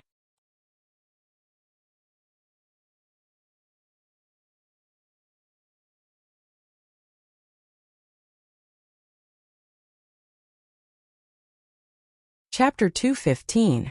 Ninkei is Mr. 13 of the second floor. The meaning is clear. He is an idiot. I'm also an idiot. That's why I decided to write 10,000 words 7 days a week starting from February 13th. I'll get it done. But the beginning will definitely be the hardest, so don't worry about me if your writing is rough. Next week, I'll start revising the second volume. Continue writing, see you later. No matter if it was a thief or a soldier, the person sitting on the saddle usually used a short bow or a machete because of the limited space. But Ninkei was different. Since he started fighting in the city of Wei, the boxwood bow and padao he used were longer. So he was used to stepping on the saddle, straightening his body to draw the bow and shoot arrows or draw his machete to cut people. Although it was a little inconvenient to operate in the eyes of the onlookers, this posture was actually quite magnificent. When he shot another arrow and killed the second horse gang in the distance in the darkness of the night, the girl Emo Shanshan, who had been following him expressionlessly, finally had some splendor in her eyes. The wilderness was full of winter clouds that covered the stars. In the dark night, even the hand holding the bow could not be seen clearly. But Ninkei could accurately shoot the horse gang a stone's throw away. It was really incredible. It was as if the night could not cover his eyes at all, as if he could clearly see everything in the darkness. Although Ninkei only had 10 of his acupoints opened and the chi of heaven and earth that he could control was too little, his meditation and mental training over the years had made his psyche power perception as sharp as a needle. Thus, he was extremely sensitive to the aura changes of things around him. When he climbed the mountain on the second floor of the academy, he relied on this to walk through the mountain path. At this time in the dark night, he could easily see the horse gang and lock them in front of his arrow. It was also because of his extremely condensed and sensitive psyche power. The psyche power came out of the sense of perception and touched the chi between heaven and earth with the night wind.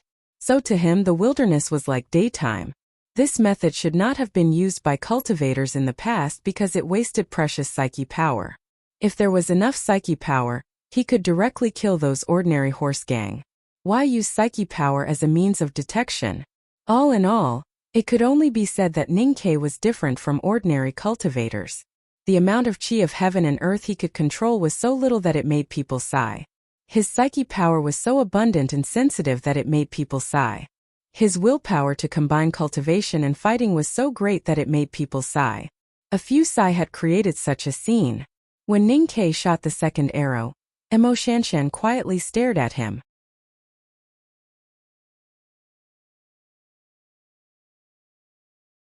As the most outstanding cultivator of the young generation in the world, she acutely noticed that there was a trace of condensed psyche power oscillating beside her at this moment. She could not help but frown slightly and thought to herself, is he really a cultivator? The horse gang in the distance had just woken up from their sleep when 2 of their companions were killed by the arrow. Although they were shocked at how the arrow could be so accurate in the dark night, they still reacted very quickly. They jumped on the back of the horse, fiercely squeezed the horse's abdomen and ran wildly toward the direction of the arrow. They wanted to shorten the distance between the 2 sides in the shortest time, so that the enemy could not display his terrifying archery. At the same time, they also wanted the darkness to no longer be a curtain in front of them, so that they could fight back. The hoofs sounded like rain. In the process of the horse gang rushing over, Ninkei pulled the bowstring and an arrow shot into the head of a horse. The horse screamed and fell to the ground, throwing the horse gang on its back to the ground. Another arrow narrowly brushed past the cheek of a horse gang and flew away. The horse gang on the grassland were good at riding and shooting. While charging, they retracted their bodies into the horse's abdomen, so Ninkei's arrows could not directly threaten them. In a flash, accompanied by the increasingly clear and dense hooves, the nearly 10 horse gang swept over like a gust of wind. One could even see the reflection of the sharp weapons. The big black horse had not experienced a real battle in the wild, but it was not afraid when it saw its own kind rushing closer and closer. Instead, its eyes revealed the light of excitement. It kept stamping its front hooves excitedly, and wanted to rush forward without waiting for Ninkei to pull the reins.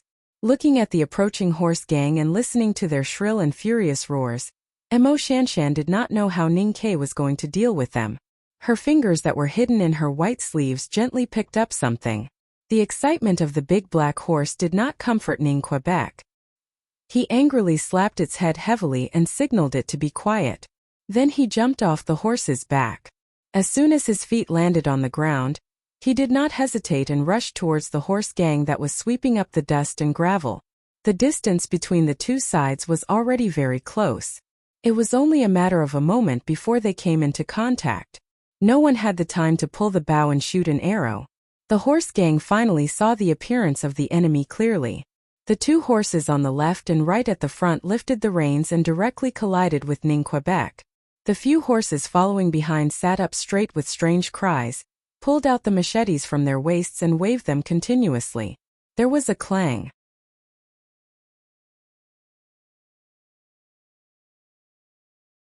Ninkei pulled out the padao on his back and crossed his feet to avoid the 2 horses that came with a strong gust of wind. He turned his right hand and the blade drew out 2 snow-white rays of light. Then blood suddenly appeared. The 2 horses cried out in pain and suddenly fell forward, landing heavily on the plains with 2 muffled sounds.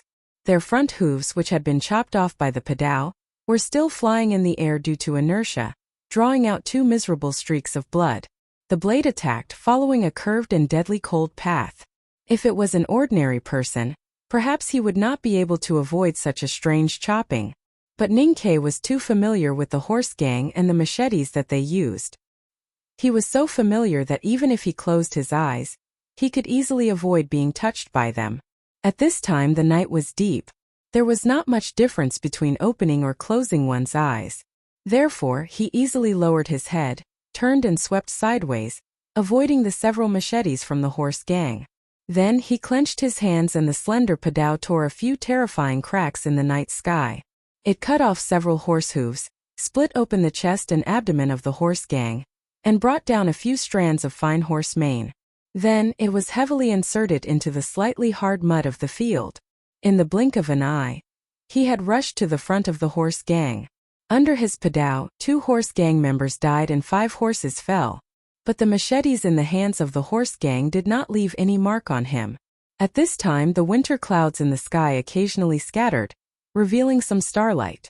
Although they still could not see his face clearly, they could clearly see his figure. The horse gang lifted the reins and turned back to look at Ninkei, who was standing in the field with a knife. Their bodies were stiff and their hands holding the machetes kept trembling. But they still felt extremely cold. The horse gang used the fastest speed to rescue their companions who were still breathing on the ground. They rode together to the periphery for a distance and looked at Ninkei nervously and vigilantly, but they did not have the courage to draw their bows and aim at him. Ninkei walked over and listened to the miserable howls of the horses with broken hooves in the night. He held the padao in his hand and cut the throats of the horses slowly and steadily, letting them die at the fastest speed. Then, he looked at the horse gang not far away and stretched out his fingers to shake in the night wind. He did not know if the other party could see his movements clearly, and if they could understand the meaning of his movements. "Why don't you kill all these horse gang?" Emo Shanshan looked at the horse gang who were fleeing in the night and asked in confusion. "The horse gang can't be killed," Ninkei said. "At least I can't kill this group of horse gang who are following us alone."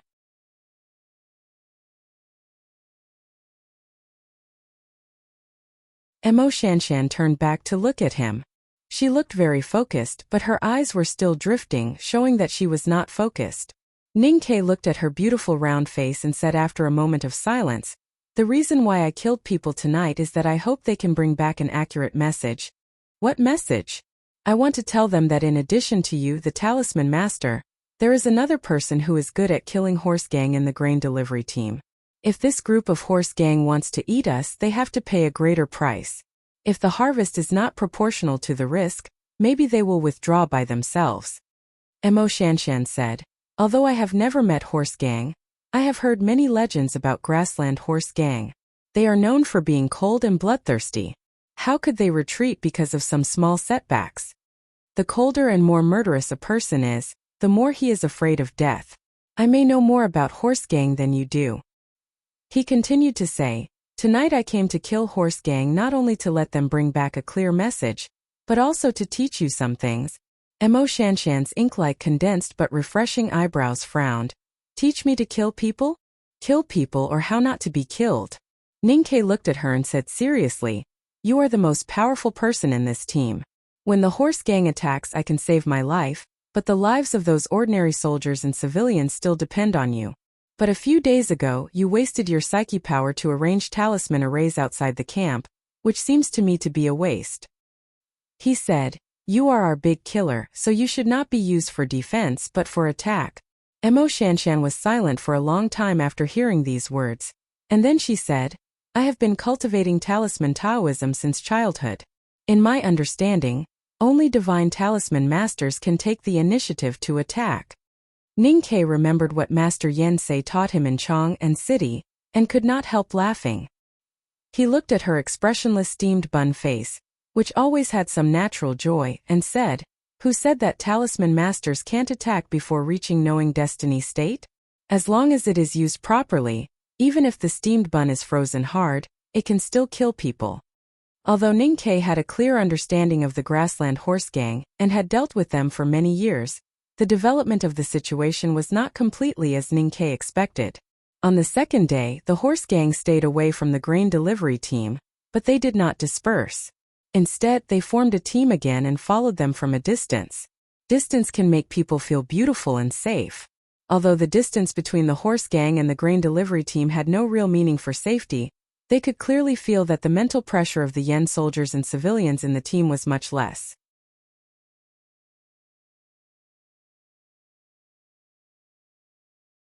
Even the girls from the Great River Kingdom could occasionally see smiles on their faces. A corner of the curtain of the carriage was lifted, and Emo Shanshan looked at Ning Kei on the big black horse beside the carriage. She looked at his cheeks that were mostly covered by the bamboo hat, and suddenly asked, "Are you familiar with the wilderness?" Ning Kei nodded. Emo Shanshan looked at the shadow cast by the bamboo hat on his face and said, "The wind in the wilderness is strong, and ordinary people should not wear bamboo hats. But why do you and many horse gangs wear bamboo hats?"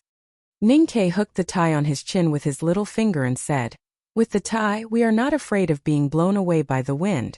As for why we are used to wearing bamboo hats, the sun in the wilderness is too strong, so this thing can block the sun. The most important thing is that it can cover our faces." The purpose of covering their faces was not to be ashamed to see others, but to not let others see their faces. Whether it was the horse gang or him, they always protected their identities very thoroughly. Cat Girl looked at the group of horse gangs that were almost parallel to the grain delivery team in the northeast direction. She frowned and asked Senior Brother, "Where do these horse gangs come from? This place should not be far from the palace. Does no one care about them?" "I seem to have answered this question a few days ago." Ning Kei pulled the bamboo hat lower and said, "Many of the most powerful horse gangs on the grassland have masters. Now the group of horse gangs following us obviously have masters." Cat Girl asked curiously, "How do you know?" Ning Kei looked at the group of horse gangs in the distance and said after a moment of silence, "Because these horse gangs are too disciplined." "Then who is their master?" "I don't know." Ning Kei shook his head and thought that there were not many forces on the grassland that could afford to support such a large group of horse gangs. However, as analyzed a few days ago, those forces had no reason to instigate the horse gangs to rob the grain delivery team. The grain delivery team represented the attitude of the countries of the Central Plains and the left King's Palace. The grain delivery team mainly carried a symbolic meaning, and the quantity was not too much. If the horse gangs came for the grain, they should immediately withdraw when they found that the grain delivery team was very difficult to deal with. Unless the horse gangs did not rob and kill the grain delivery team for the grain, but to break the agreement or to target someone in the grain delivery team, then this matter would become very tricky. Thinking of this, he subconsciously glanced at the window beside him with the corner of his eyes. A winter wind blew and lifted a corner of the curtain, revealing Emo Shanshan's calm and indifferent face.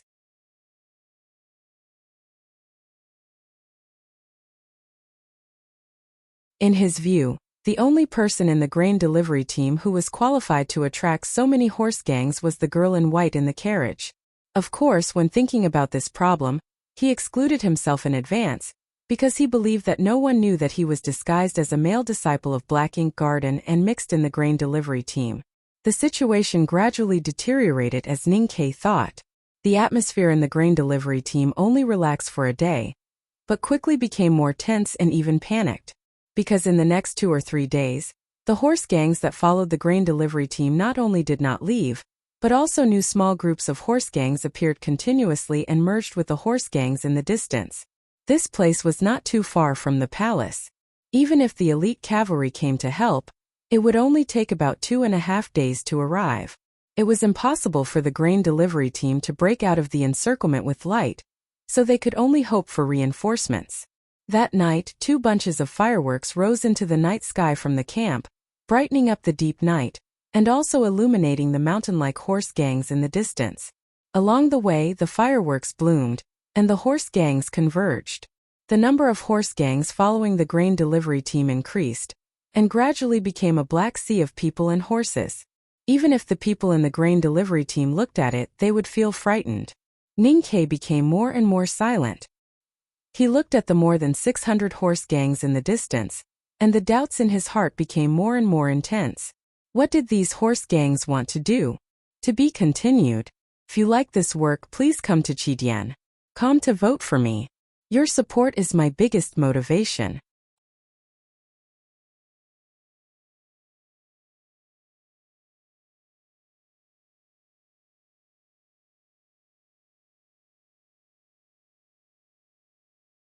Chapter 216. A simple quantitative analysis could lead to a relatively accurate conclusion. For example, a middle-aged man who had 17 concubines must be rich. An official in Chang, and who had more than 2 of Ning Kei's calligraphy in his study must not only be rich, but must also have a high status. Therefore, when the number of horse gangs silently following the grain team exceeded 600, the power behind the horse gang quickly surfaced. It was either the Yan Kingdom or the palace. Because in this wilderness, only the Yan Kingdom and the Left King's palace could afford to support so many horse gang. However, Ning Kei still could not understand the purpose of this group of horse gang, because both the Yan Kingdom and the Left King's palace should be very welcoming of the peace talks. Ning Kei became silent, which meant that he was also beginning to feel nervous. There were 200 Yan cavalrymen in the grain team, more than 100 commoners, and a dozen cultivating girls from the Black Ink Garden of the Great River Kingdom. In the beginning, the strength of the two sides was not that different on paper. He had thought that by frightening the other party, according to the horse gang's usual way of doing things, the other party might retreat. However, seeing that there were more and more horse gang gathered in the wilderness, he finally confirmed that the other party's purpose was not simple robbery, but something else. Now that there were more than 600 horse gang around the grain team, they had a complete advantage in terms of strength. Even if he brought Mo Shanshan with him and rushed over and killed more than a dozen of them, it would not affect the overall situation. No new horse gang joined the team, and the 600 horse gang followed the grain team slowly north in silence. For some unknown reason, the horse gang did not attack. They seemed to be hesitating, as if they were waiting for an order. However, regardless of whether they attacked or not, the horse gang was there, wandering in the surrounding wilderness, and the people in the grain team were under great psychological pressure. They felt that there was a dark cloud above their heads that could not be blown away by the wind, and instead it was getting lower and lower. The atmosphere was depressing and even desperate. If they were not in the cold wilderness, perhaps the Pale Yen army would have already scattered. An invisible rope became tighter and tighter between the grain delivery team and the horse gang. Although they had not shown their ferocious faces, Ning Kei knew that as they got closer to the palace, the horse gang would lose all opportunities if they did not attack. Therefore, this rope would eventually break. The wilderness was not entirely made up of frost grass and black soil. There were also abandoned mud cities and undulating hills. Around a wilted poplar forest, the grain delivery team temporarily stopped to rest.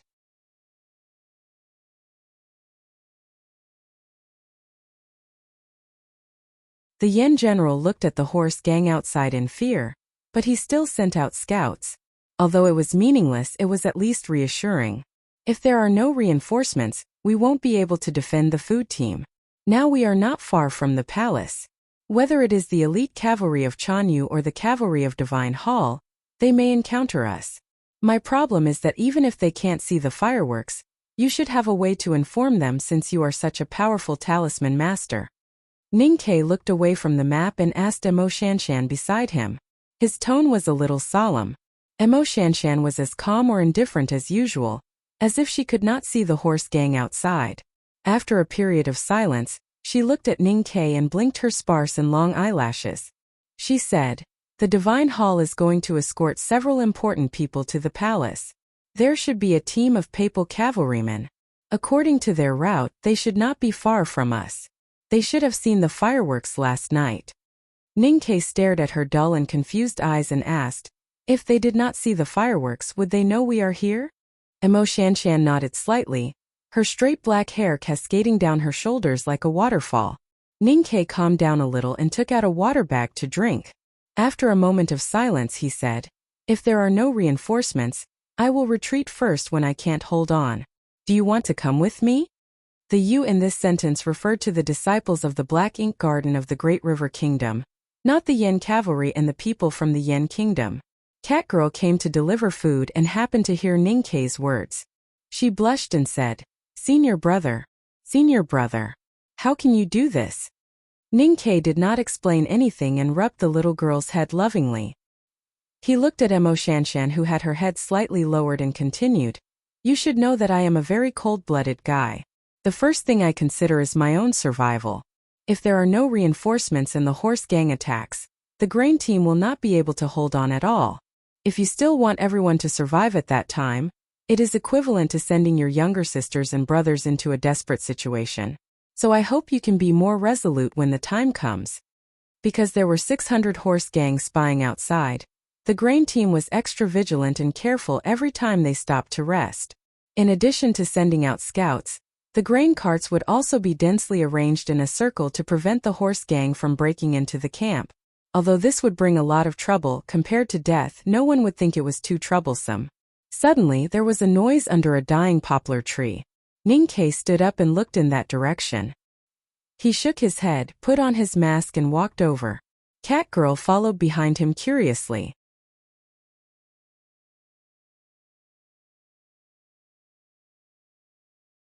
The Yen general stared at Zhuo Zhihua in front of him with a gloomy face and said with hatred, "If it were not for you Southerners, how could I be assigned to such a deadly task?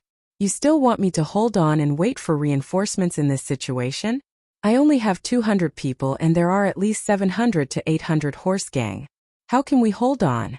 How can we fight this battle? My attitude is very clear. I will take my people and break out of the encirclement immediately. As for the grain, it is not a big deal to leave it to the horse gang. As long as people are alive, it is more important than anything else. If you want to die with the grain, that is your own business." Zhuo Zhihua suppressed the anger in her heart and pointed to the frightened people around her. She said, "What about these people? They are the people of the Yin kingdom. As a general, can you not care about their life and death?" "Who will care about my life and death?" The Yen general waved his hand angrily and signaled his trusted aide to gather the cavalry. He was ready to break out of the encirclement while the horse gang was still far away. Around the winter poplar forest, some of the people of the Yen kingdom heard the conversation and knew that their general was going to abandon them. They immediately fell into a greater panic. There were discussions and cries everywhere. Some of the people even looked at the cavalry with hatred in their eyes. Zhuo Zhihua and 2 Great River Kingdom girls held the ebony hilts of their swords and stood in front of the Yen general. Zhuo Zhihua lowered her voice and tried to persuade him, but there was no response. The Yen general saw that the horse gang was getting restless and became even more anxious. He pulled out his saber and stared at the Great River Kingdom girls in front of him.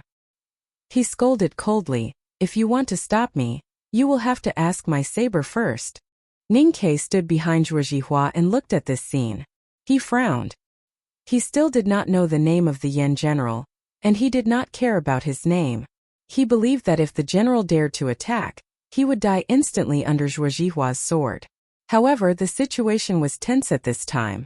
If there was an internal dispute or even an internal fight, then the hundreds of people in the grain team would all die, even if the horse gang did not come to attack. How could he keep these 200 Yen cavalrymen here without causing any internal strife? Then he would end the internal conflict as soon as it started. The sparks would be extinguished and the chaos would not start a prairie fire. Ninkei appeared from behind Zhuo Zhihua and stood in front of the Yen general. The Yen general looked at the young man wearing a bamboo hat and a black mask. He was slightly stunned. Along the way, he only thought that Ninkei was an ordinary male disciple of the Black Ink Garden. He did not know why he stood out at this time. Ninkei looked at the knife in the Yen general's hand.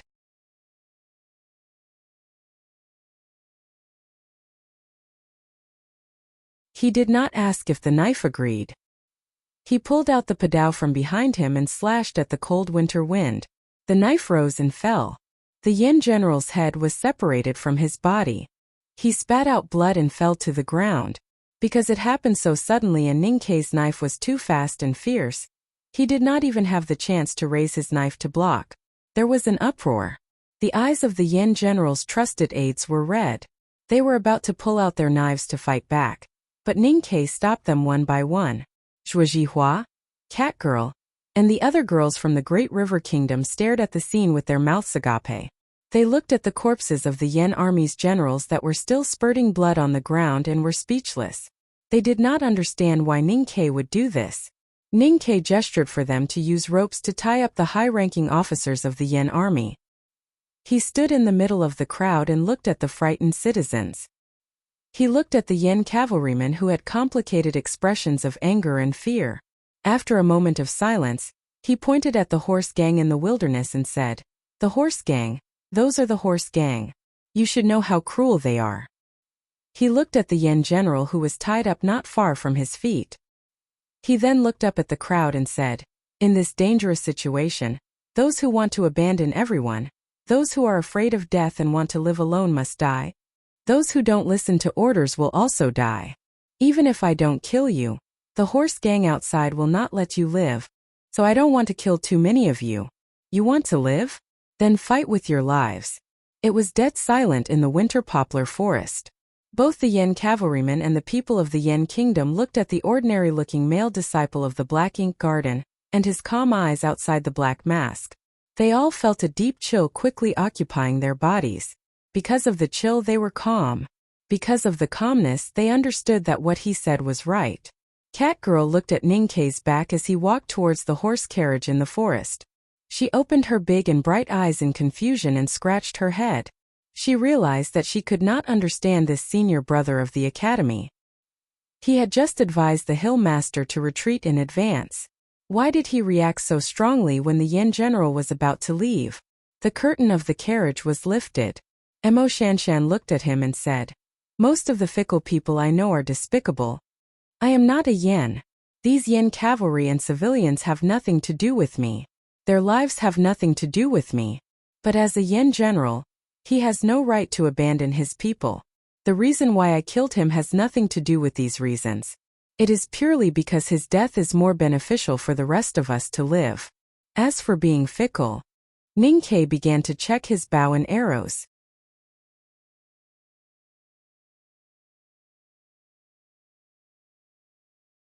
He lowered his head and said, "If we really can't hold on, I still suggest that you leave with me.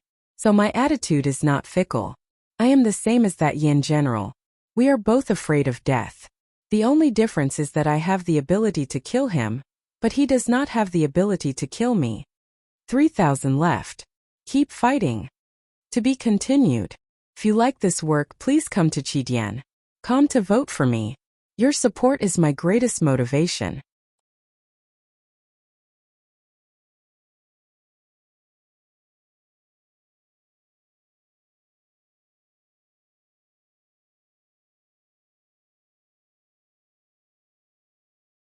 Chapter 217. The winter wind blew in the wilderness all the time. The wind might not be strong, but it was like a comb piercing deep into one's clothes, taking away the warmth of one's body. Emo Shanshan was still wearing that thin white dress. The dark blue belt around her waist was like a deep lake, forming a strong contrast with her flat and unfocused eyes. Her ink-like eyebrows slowly raised as she looked at Ninkei and asked, "You killed their general. Aren't you worried that the Yen cavalry will hate you and not contribute in the battle, or even surrender to the horse gang?" Cultivating trusted officers in the army would definitely harm the interests of the lower-ranked soldiers. So the dead general's relationship with the cavalry is not very good, especially since they are from the Yen kingdom. I am a Tang, I know this very well. Ninkei used his fingers to carefully check if the straw ropes on the hilts of the three swords were strong. He lowered his head and replied, "When I killed the Yen general and subdued the officers, the 200 Yen cavalry were indeed angry, but not sad. That is to say, they are not sad. This anger is more from fear and uneasiness." Emo Shanshan looked at the bamboo hat that covered most of his face and said, "They are afraid of you. Fear makes people want to stay away. Perhaps it is because of this that they might surrender to the horse gang." As a soldier, even if you are a weak soldier from the Yen kingdom, surrendering to the horse gang is a very difficult decision. But such a decision requires thinking, and thinking requires a relaxed mental environment. Ninkei raised his head and looked at the horse gang who were still patrolling in the wilderness but did not attack. He said, "The situation is too tense now. Arrows can fall on their heads at any time. The Yen kingdom's cavalry have no time or environment to think. They are like a herd of wild horses that have lost their leader. As long as one horse rushes out, they will follow it blindly. What I want is for them to follow blindly." Emo Shanshan looked at his profile and asked, "You were in the army before?" Ninkei nodded. Emo Shanshan gently stroked the hair on her cheek and said after a moment of silence, "Being with you, I can indeed learn a lot." Ninkei looked at her and smiled. He said, "You are welcome. What you can learn from me is actually not good. If possible, I hope that I will never have the chance to learn these things in my life." After losing their high and mighty generals and officers who only knew how to suck up to them, the 200 yen cavalrymen were not that sad.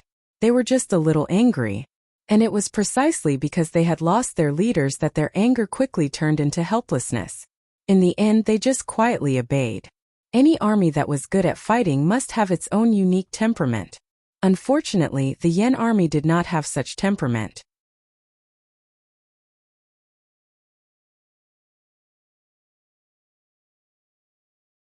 If it were any other Tang army, they would not have obediently obeyed the enemy's command after their general was killed. Ninkei was very satisfied with the unique temperament of the Yen army.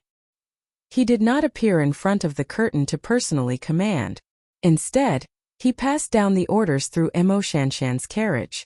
Zhuo Jihua and the other 3 disciples of Black Ink Garden temporarily replaced the positions of the Yen military officers. They reorganized the camp, recalled the sentries, and strengthened the defense. All the orders were carried out as quickly as possible. No one, including the Yen cavalry, had any complaints. The order and atmosphere were even better than before. The grain team continued their journey north with over 600 horse gang following them. According to the orders from the carriage, the speed of the entire grain team was precisely controlled within a certain range. They were constantly changing their speed, sometimes fast, sometimes slow. Although this was undoubtedly a torture for the Yen cavalry and the people driving the carriages, they still managed to persevere and cause some trouble for the horse gang. The most dangerous part of the twilight was spent in silence.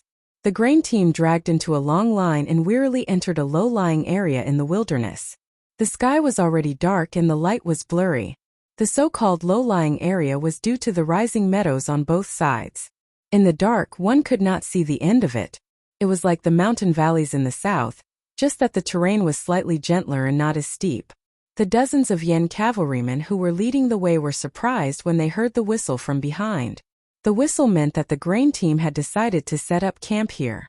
Anyone with some military knowledge would not choose to set up camp in such a low-lying area. There were meadows on both sides of the low-lying area.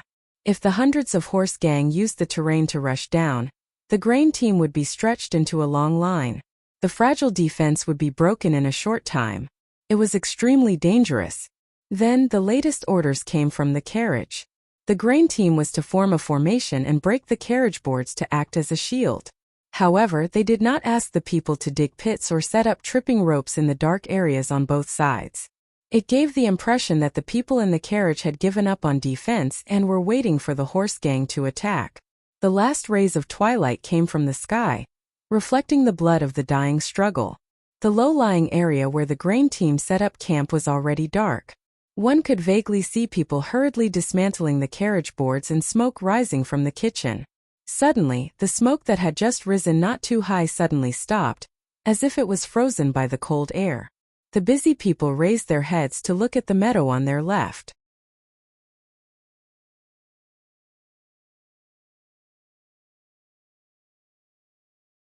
Their bodies suddenly stiffened and there was silence. Hundreds of horse gang appeared on the meadow a few hundred feet away. This was the closest the horse gang had been to the grain team in the past few days. The black mass of horse gang controlled the reins and stood indifferently above. Under the light of the setting sun, it looked like a dense forest that was burning fiercely, giving off an extremely strong sense of oppression.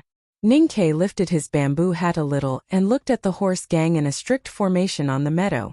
He slowly frowned. He noticed that the horse gang today was more disciplined and more silent. None of the horse gang rode their horses to provoke them. He noticed that there were more than 10 riders at the front of the horse gang.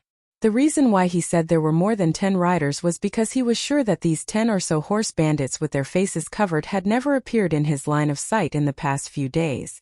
This meant that these 10 or so horse bandits had just arrived today. And the alarming change in the ranks of the horse bandits was due to the arrival of these horse bandits. Even if they are not the representatives of the forces behind them, these 10 riders should be the ones in charge. Ning Ke looked at the horse gang who were pointing at the camp with their horsewhips. He looked at the cloth that covered their faces and said in a low voice, "If there is a chance, think of a way to kill these 10 riders. Maybe we can get out of this." Emo Shanshan stood beside his shoulder and looked indifferently in that direction. She said, "You once said that the horse gang's target is not the grain. Killing people to intimidate them will not work. The horse gang is the horse gang. The horse gang that is kept by others is still the horse gang. They are more afraid of death than anyone else. And I believe that whether it is the palace or the Prince of Yen, if they want to keep so many horse gang in the wilderness, they have to keep them separately." Ning Ke looked at her and said, "This means that these horse gang do not belong to each other. They only listen to the leader of the horse gang who just arrived today. Kill these people and the horse gang will definitely lose their fighting spirit." Then he looked at her and added seriously again, "You are the strongest person in the whole team, so you must not fight until the last moment. Otherwise it will be a waste." Emo Shanshan's eyelids drooped slightly. Her sparse long eyelashes rested on her fair skin, reflecting the last rays of the setting sun. She was very beautiful. Her slightly puffed cheeks were very cute, but her silence was unbearable. Ning Ke ignored her and took the heavy package off the back of the big black horse. He stuffed it into the horse carriage behind him and said seriously, "The things in the package are very important to me. Keep them safe for me." Emo Shanshan raised her head and looked at him.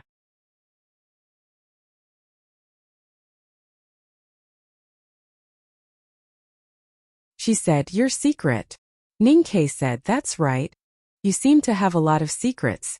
"You have many too," Ning Ke said. Emo Shanshan squinted her eyes and asked, "Why are you not worried about the horse gang's night attack along the way?" Ning Ke looked at her squinted eyes and the beautiful little wrinkles at the corner of her eyes. He could not help but think of the leaves of a certain plant like a willow. The reason is very simple. It is because it is difficult to find the hidden property of the caravan at night. They wait until the day to search, but they are afraid that the border army will see the warning and come to search. Moreover, a night attack will reduce their riding and archery skills. Their most incisive methods will be reduced, and this is something that the horse gang cannot bear. It is rare for them to follow us for so many days. Emo Shanshan slightly raised her eyebrows and said, "Since it is rare, why can't they launch a night attack?" Ning Ke found that he could easily be defeated by this girl in white.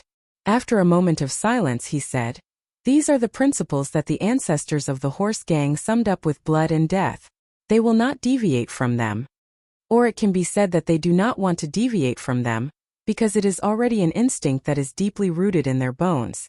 Ning Ke looked at her and said, "Just like when you write a talisman, you do not need to think about how to write that talisman.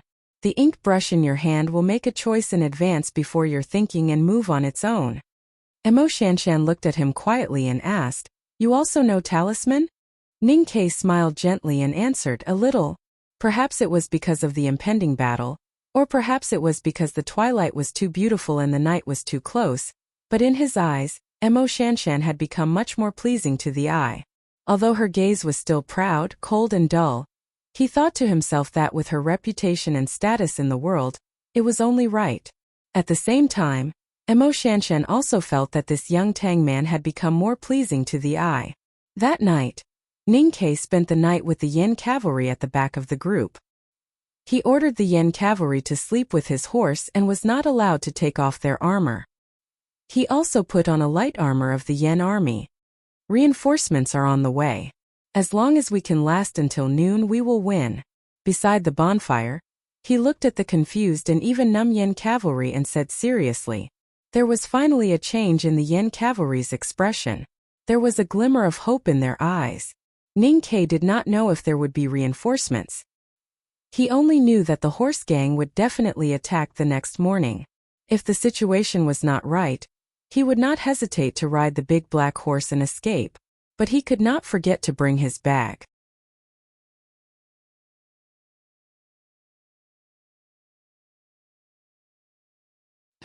He should also bring Catgirl and Zhuozhihua. Emo Shanshan should also. It seemed that there were too many things and people to bring. Completed on Monday, continue tomorrow. I seem to have promised too many days. To be continued. If you like this work, please come to Chidian.com to vote for me. Your support is my greatest motivation. You're tuning in to the Lee May Sword of Destiny YouTube channel. We're so grateful for your support, and don't forget to subscribe to join us on this incredible journey through captivating stories.